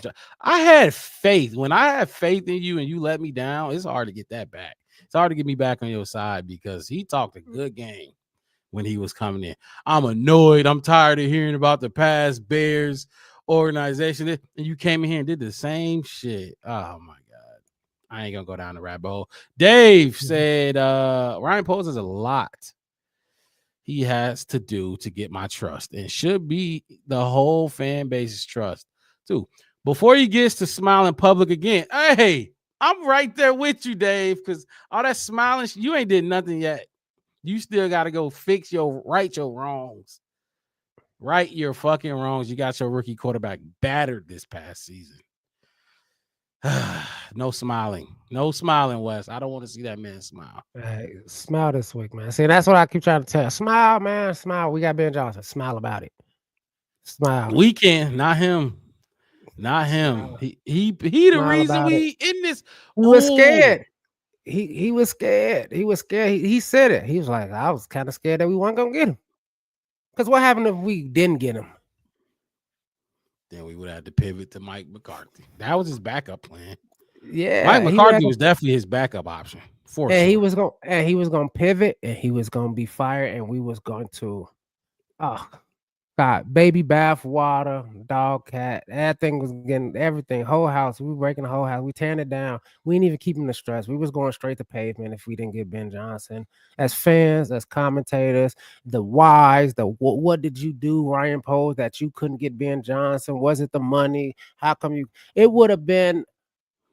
Oh my God! Because the artillery that would have came, the bombs that would have been dropped at Hallis Halls, the people outside chanting with signs, "You suck." It would have been crazy. And you did. You got him. Be happy. Be happy. You got him. You're doing stuff in this organization that none of us have seen, and hey. We overhyped. Look, and the thing about it is, a lot of people keep it just bring back to the whole Caleb thing. Everybody's Caleb he could have, Jaden this could have. Hey, Caleb did what Caleb was supposed to. He came in and he beat out every rookie we ever had. He's the best rookie quarterback the Bears has ever had, and it's in the books. Absolutely, but you see what I'm saying? Like, and they just do better. Do better. He's not fully forgiven. He's not fully forgiven. Like I said, I'm waiting.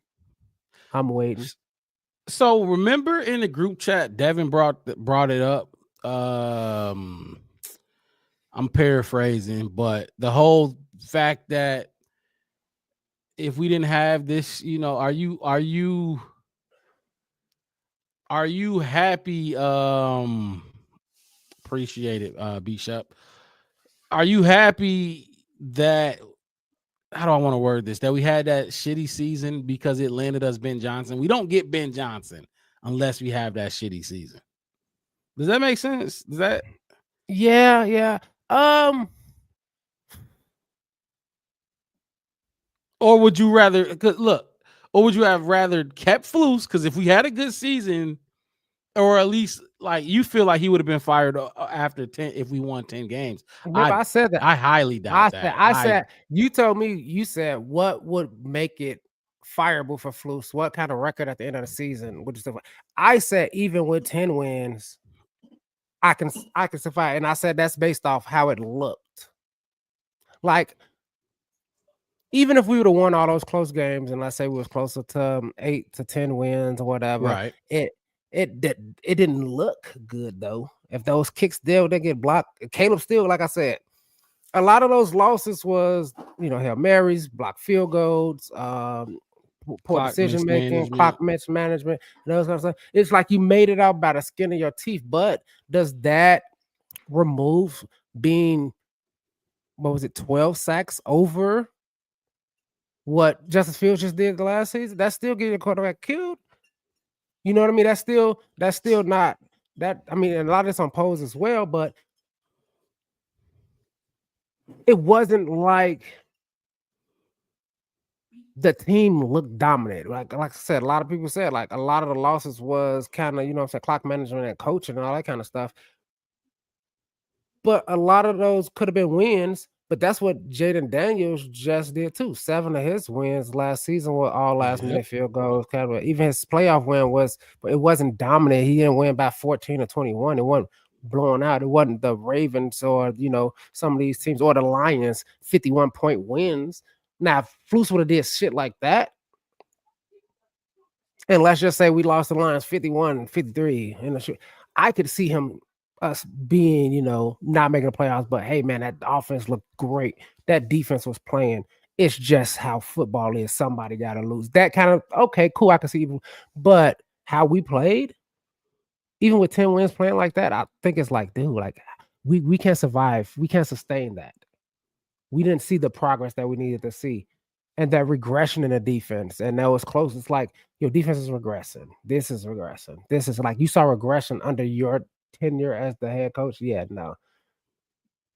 So do I think it's a blessing? I think it's a blessing that we were so terrible to make it obvious that something needs to happen. Just like right now, if this offseason, like everybody's like if you ain't fully focused on fixing the offensive line and defensive line, that just shows okay, you just don't know. You can make the excuse, like I said, you can make the excuses. It was other holes to fill before. It was things I had to do before. I had to get, assets and money back and all this other kind of stuff before. Okay, cool. I can, like you said, I can hear your excuse. All right, cool. Now you don't have one to give. You can't say, hey, we need to get the quarterback right, or we need to get this room. Like, for the most part, it's filled out. You need to focus on the weakest point. Now you can't say it. I don't think he could say it last year. Or even the year before that. I think. Yeah. But that's interesting to me that you feel 10 wins he could have still got let go. I haven't heard that one. That's how I felt. I felt even with 10 wins, just the way it was, and it's like it wasn't even a lot of the field play. It was how the players were and how you can hear it coming out of that. Like, you don't seem like a good coach, and like I don't mean like you stern like a Bill Belichick, like you just abrasive and people just don't like you and you're hard to like, but you're still a good coach. You still getting the results and you getting players to play football.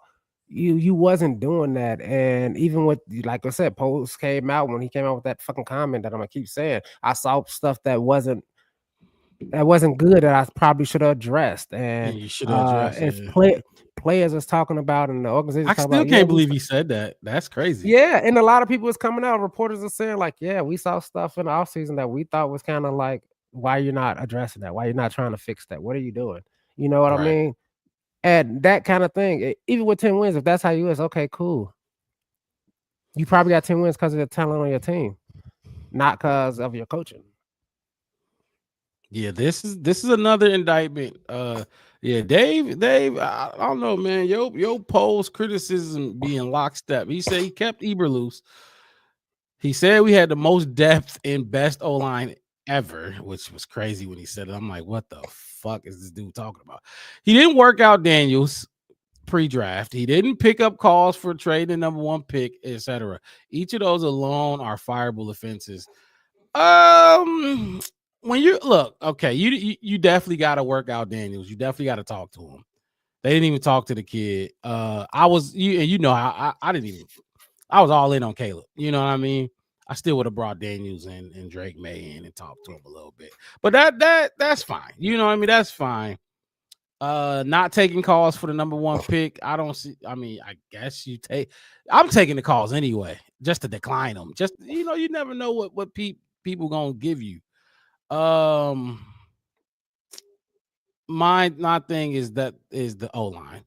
I think that's more of a fireable offense than any of these other things Dave mentioned. That O-line was your O-lineman. I can't give you.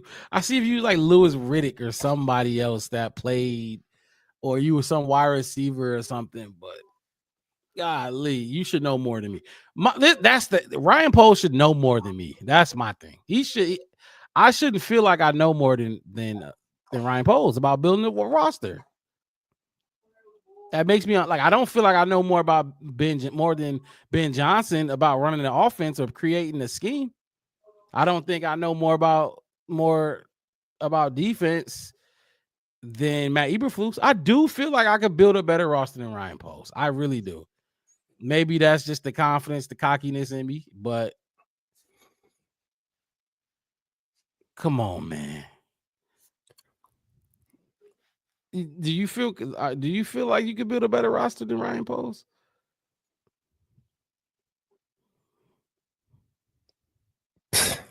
Do I feel like I can get a better roster than Ryan Poles? Yes. Yeah, I mean, I think I could. I mean, yeah, I think I can. But it's for me. It's I don't know what I don't know, and I'm not gonna sit here and act like I know and act like I'm playing Madden, dude. Like I'm not playing Madden. I can't change the settings or anything like that, and all that kind of stuff. And I think a lot of people look at it that way. And I've been seeing the pre-draft people been posting out, and they've been trading back and all this kind of stuff. You could trade back with a computer all you want. You can mock His draft all you resources, want. he has too many resources. Yeah. Imagine you having the resources that he has. You have people to go scour the nation to do all these things for you, and you come back with a Yale injured tackle in the 3rd round. And because my whole thing is this, you see my pre-draft picks and what I said was going to happen, and I wouldn't have had Karam Amagaji either. I would have Brandon Trice. We what never happened? even talked about Karam. I never even talked to him. I swore up until the Atlanta Falcons made that pick, I just knew I had the whole draft pick right. I didn't pick Torrey Taylor in my draft with my 4th pick. He wasn't on my radar. No. But the thing that happens is somebody else can do something just out of spite, and that's how I feel Ryan Pace did Ryan Poles, because I just knew we had it. I knew that defensive tackle was coming. I knew it. I knew it was getting Brandon Trice. I just knew it. I felt it in my bones, and we talked about it up until it was happening. Dev, we was on. He was like, "Hey, West, you might get all these first 3 picks exactly right." And I'm like, "Yeah, I just knew it." I walked away. And then to sit down and look and be like, "Oh shit, Atlanta took him right before us." Because that's what happens. That's what happens. Men plan and gods laugh. That's just the truth of the reality of life. You can plan it out, and then exactly who you want it to be there and what you want it to happen, or who you they can't tell me no on this phone call. Look, I'm gonna give you this, this, and this. Nah. Well, why? No. I could do it, and I don't have to say it. I can do it just because I don't fucking like you. If they told him no, that's one thing. I don't even think he was trying. And that's another thing. I think that's another thing he has to learn too. Just because you think it's something, just because you think it's value in something, somebody else might not too. Just because you think you're right, but you have to do it. And that's another reason I'm saying about people's clowning us and the Bears about interviewing 22 head coaches, 22 people. I'm not. I need to get as much information as possible. I need to get as much as I can, because so in this, you better be working out every offensive lineman that want to be in the NFL. You better be contacting every free agent lineman, defense, offense, or how much money you want. Can I work your numbers in? Not we want this left tackle from the Chiefs or this left tackle from Seattle, and then that's all we're gonna look at, because we don't want to look at nobody else. Because no, you should be looking at everybody. You should be in Canada looking at their league. You should be everywhere looking for the talent. You should be calling the scouts. You should be asking them why we ain't looking at him. You should be at all the games. You should be at all the combines. You should be looking at every position. I just want to have confidence in him. That's all. I don't have it. I can't just confidence is in someone else. You gotta instill it. I don't have it. Like he hasn't. I just don't have confidence in him. I'm confident in Ben Johnson. You know what I mean? Like he's done nothing for us, and I'm confident in him. I'm confident in Caleb. I'm confident in this defense. I'm not confident that Ryan Poles knows how to evaluate talent. Is my thing. Evaluate talent, because Zach Pickens in the 3rd round is crazy too. I don't talk about that one as much, but Zach Pickens in the 3rd round, right at this point, he should be playing meaningful snaps for us. He's not. But confident in DeAndre Swift. I'm not confident in DeAndre Swift either. I'm not gonna lie. And that's another thing I want to bring up. A lot of people brought it up, and they talked about DeAndre Swift. Like I said, when we later on this offseason, like I said, we got a lot of content to bring out. I got a lot of notes on a lot of players, and a lot of people said, "Hey, this is good for DeAndre Swift. He had a great season under Ben Johnson. He had a great season." Shane, But Ben you just not. Johnson was there when they traded him too.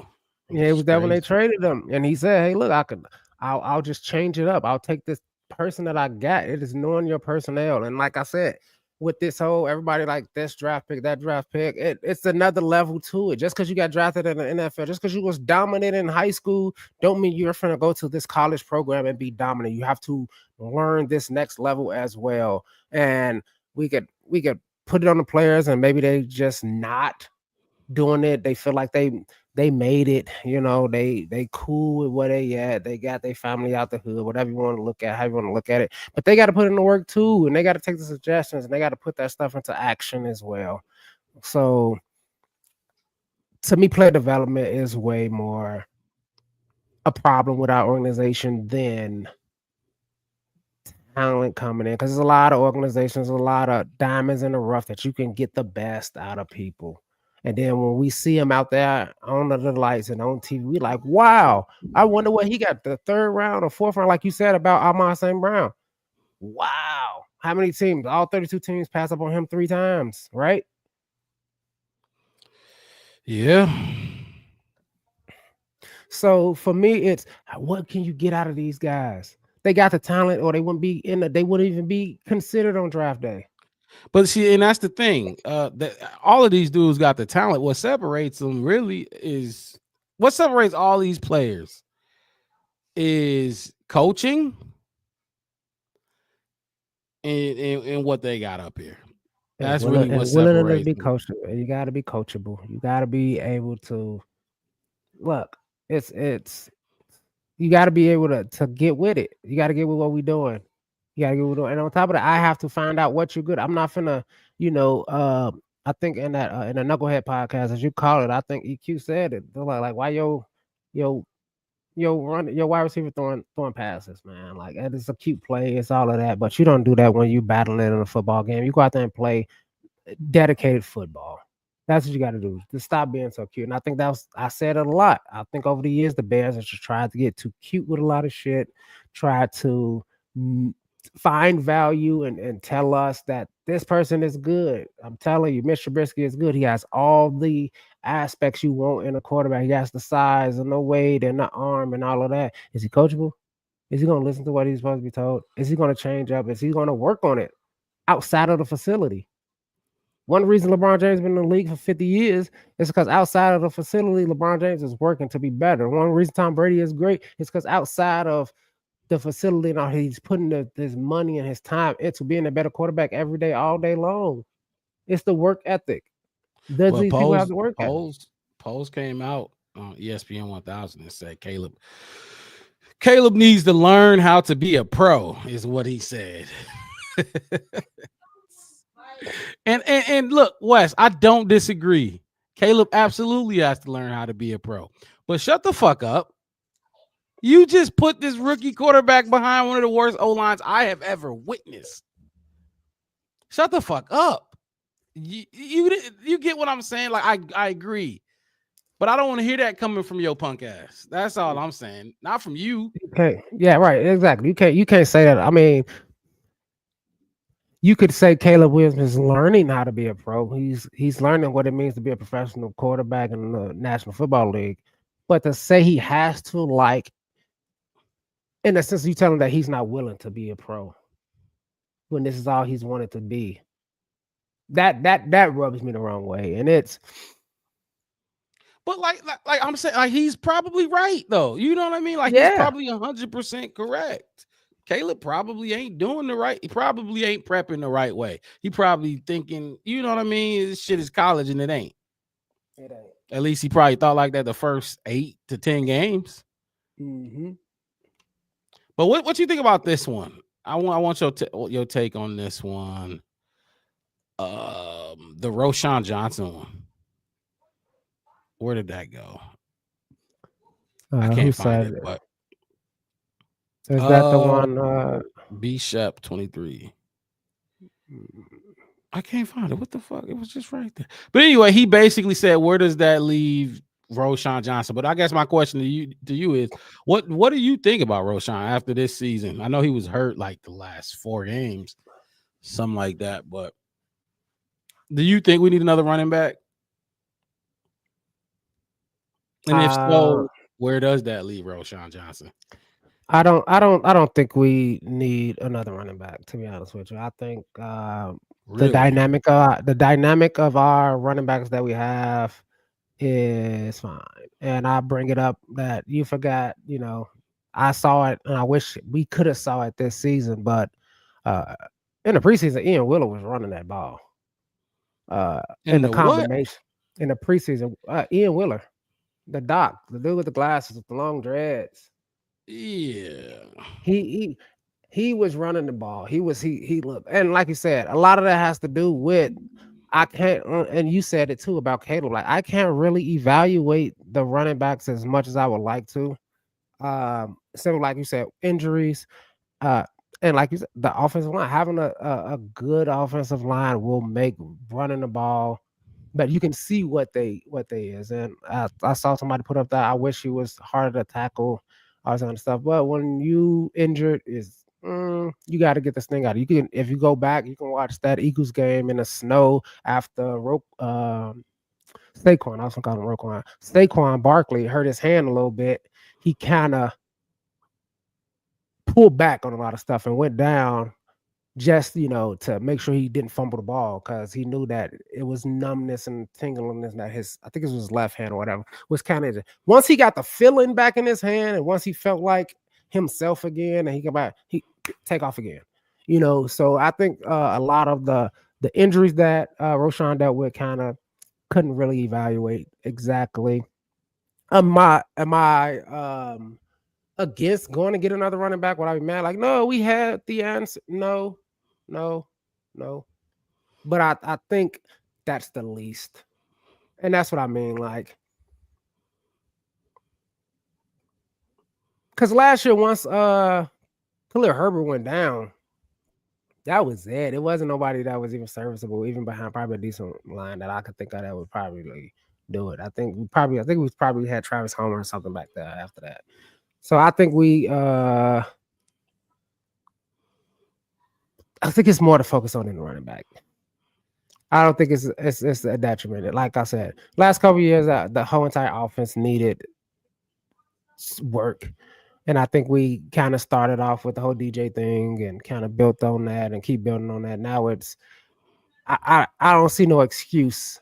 I don't see the reason why we were even talking about running backs. We didn't have 1,000-yard rusher with 17 games.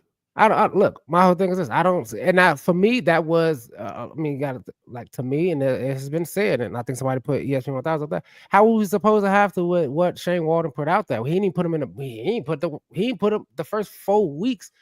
Our running back wasn't even lined up in the backfield. It was empty sets before those games. So you want to say 7-game season? I would say 13. Because the first 4 games was basically empty backfield sets, Caleb throwing the ball. So you wasted 4 games. So you lost 400 yards. I won't get them. Wouldn't give them that much of the benefit of the doubt. But I will give them this. Yeah, you need an O-line to run the ball, but I will give them that one. I'm not. You gotta have it's like we talked about levels, right? And 10 is Jahmyr Gibbs a 10. Mm-hmm. So where would that Swift? Like I said, I'm giving Swift a solid 6, 7. I'm gonna give him a 7 because of his history of being a 1,000-yard rusher. 6 would have been. I agree with the 7. 7. I mean, this season I'll drop down, but I've seen him run for 1,000 yards before. It's not like he can't do it. Yeah, he did it behind the Eagles O-line. You see what I'm saying? O-line. Right. So for me to say, okay, we need to go get, it's like, okay, if we had a decent O-line and he still wasn't producing, then I have questions for him. Is he regressing? Is he injured? Like, what's going on? So that's all I'm saying. Like, he's capable of doing it. He's done it before. Like I said. And it's up to without a doubt. He has done it before. I just don't see explosion. I want to see. I want to give me an 8 or a 9, 8.5 or a 9. Give me something. That's what I want. And you can go sign one of those dudes. I mean, the Packers just paid Josh Jacobs some money. He had a phenomenal year for them. Like I said, Yeah, I know. Want to go get another running back, putting them on notice? Sure, your job could be taken. Put them on. I'm not like I said, but is I don't know. I see people talking about drafting, like I said, drafting the running back, Genty. round, You all don't need that. to do that. And that's what I mean. That's what I mean. You don't need to do all that. Show me. That's show me you gonna put overkill. some people. Exactly. And that's why I'm like, it's fine. Bears should focus first on the O-line, second the O-line, third the O-line, fourth the O-line, fifth the O-line. You sound like me coming into this season. I was all about the O-line. I think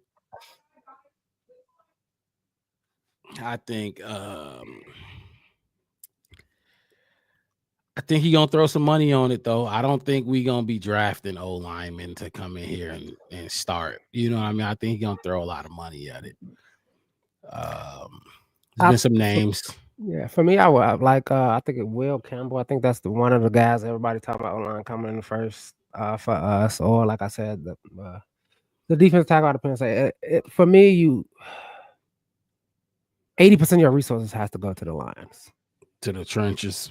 It shows like your excuse for not doing it before. It kind of says, okay, cool. Not okay. You get into it, but like I said, to be cute, to be flashy about it, and going to get a running back in the first or all this other kind of stuff. It's like you're past that now. Because if you didn't do it early, you got to do it late. You got to do it, and this is your chance to do it without scrutiny, without having a valid excuse, without saying, hey, I had to do this, I had to do that. You can't blame it on, like I said, you can't blame it on your quarterback no more. You can't blame it on position groups or nothing. You can't say, hey, we was terrible at punting, so that's why I got a punter. Okay, cool. Now you got the punter. Okay, now what? Now you did that. You tried that. You tried this again. Okay? Well, we'll like you said, go out there and throw some money at it. It better be big money. It better be big money for big acquisitions. That's what you're gonna do. Because he hasn't. That's another thing he hasn't done is like I said, this is the year he has to make the sexy moves, and it started with Ben Johnson. And you know what I mean? Now you got to go get this fucking Trey Smith. You got to go throw a bag at that dude. Throw it back, and you can't say, and people and fans, we can't be like, well, the Bears, they cheap. They ain't. Look, they don't seem to be now. So they will spend the money. The McCaskies will spend the money. They did it. They started already. You can't. You know what I'm saying? Unopen that bag. You can't. They're willing to do it, so that can't be the excuse no more either. Because I know that was a lot of people's excuse. Well, how the Bears is. They're a family-run team. That's their money. They're not billionaires. They don't own oil in Saudi Arabia. So this is their money that they. You just paid Ben Johnson. He top 10 head coach money. So you should be out there. Top 10 O-line money should be going out there. Top 10 defensive line money should be going out there. Top 10 draft pick for O-line or defensive line should be going out there. You should be going big on it. We got to see the process. This whole thing gonna play out, and we're gonna be right here to cover everything that's going on with this team. Man, with no agenda, no hidden agendas, we tell it like it is. The Black Bear Podcast. Anything else you want to touch on before we wrap this up? No. I don't want to. Because nothing really official. I mean, I could bring up, he was speculate all day. Speculate, yeah. I mean, Ben Johnson really was scared of Andrew Billings. That was a. I forgot about that. I want to throw that out there. He didn't say shit about Montez Sweat. He didn't care about him apparently. He didn't mention Montez. Montez. I give him the benefit of the doubt. And I don't know if Mr. Martin gonna run it. I wrote it down because he wanted to say when Joe Flacco won the Super Bowl, his QBR was 48. I don't know where Joe Flacco came from. I don't even know why we was talking. I brought it up as far as you can win without you can win a Super Bowl and not have a great. It's a team sport, is what I was getting at. And I said you saying it like Joe Flacco was great for the Ravens, or like these guys was Nick Foles was he was the big guy, like that's what I was comparing our former head coach hires to. We was hiring that level of head coach, like just The Joe suitable. Flacco level at quarterback. Yeah, I'm not saying that, that's what it is. This is we went out and got the big dude. We got the number one person. We got what we were supposed to get. We got what everybody said we were supposed to be doing. Same thing with Caleb. We got what we were supposed to be doing, and it's going to form into something great. And if you see, like you even seen Ben Johnson, his first year, his offensive stats were what they were. They were great, but you saw that they were better the next time, and then even better the next time. So that's what you want. You want Caleb to be better the next time, and then better the next time, and then better, and then better, and then better. That growth is crazy in that. Look And at that. the beginning wasn't even bad. Like, how are you starting with 26, 380, and 128 rushing yards, and you're getting better off that every year after year?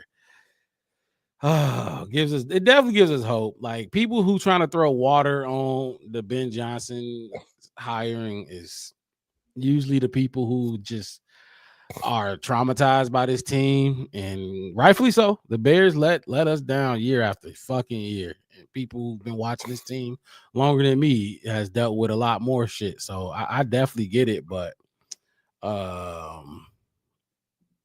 you got it. You can't live like that. You can't follow this team and be a pessimist the entire time. I'm pessimistic about this team a lot of times, especially the players.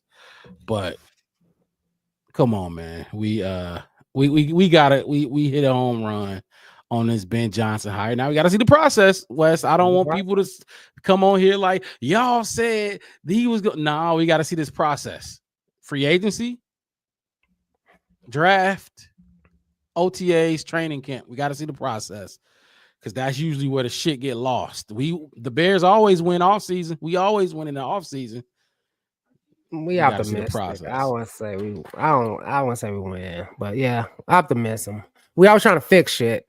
We say we going to get shit and trying to say we fixing it. Right. And like I said, the ROI ain't never there. The return on investment ain't there. It ain't there. And it's because, like I said, it's because we get those TJ Edwards. We get those Lovie Smiths. We get those guys who're like, oh man, look what we got back for that. Let's keep doing that. You can't. That's not a way to live. You have to go spend money to make money. Yes. And yes, you're gonna hit on a good stock. You're gonna hit on a good penny stock and make some money off of it. You're gonna have a good parlay. But if you out there betting these crazy things and betting on these crazy things that happen with these outrageous what ifs, you end up being a Bears fan and being sad most of the time. That's what it is. All right. We're gonna wrap this show up. On the way out, let's play this one more time. Today just fucking sucks. Today has got to be one of the worst days of my fucking life ever. The offensive coordinator of the Detroit Lions, Ben Johnson, just got hired by the Chicago Bears to be their new head coach.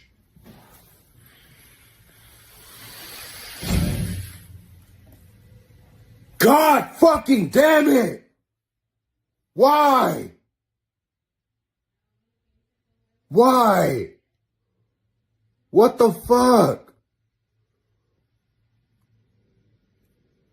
Ben Johnson, you're fucking dead to me. You're dead to me, man. Fuck you. You went to our divisional rival, the fucking Chicago Bears. Fuck the Chicago Bears. They can go fuck themselves. Fuck you, traitor. You know, I might clip that up. Just keep the fuck you, Ben Johnson, and play that all next season when he pissed me off. You know what's crazy though? You know what's really crazy to me, and I keep hearing What's up?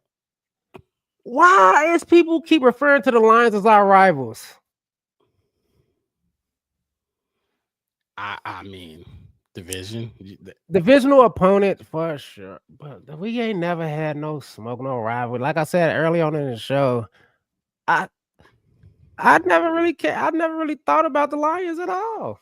The only comparison I ever had for the Lions was who's better, Walter Payton or Barry Sanders. Barry Sanders. That's it. Other than that, even when y'all had Megatron and all that kind of stuff, y'all had Dan Orlovsky running out the back of the end zone. Do you think that we cared in Chicago about any of that? We didn't care about y'all. We never cared about y'all.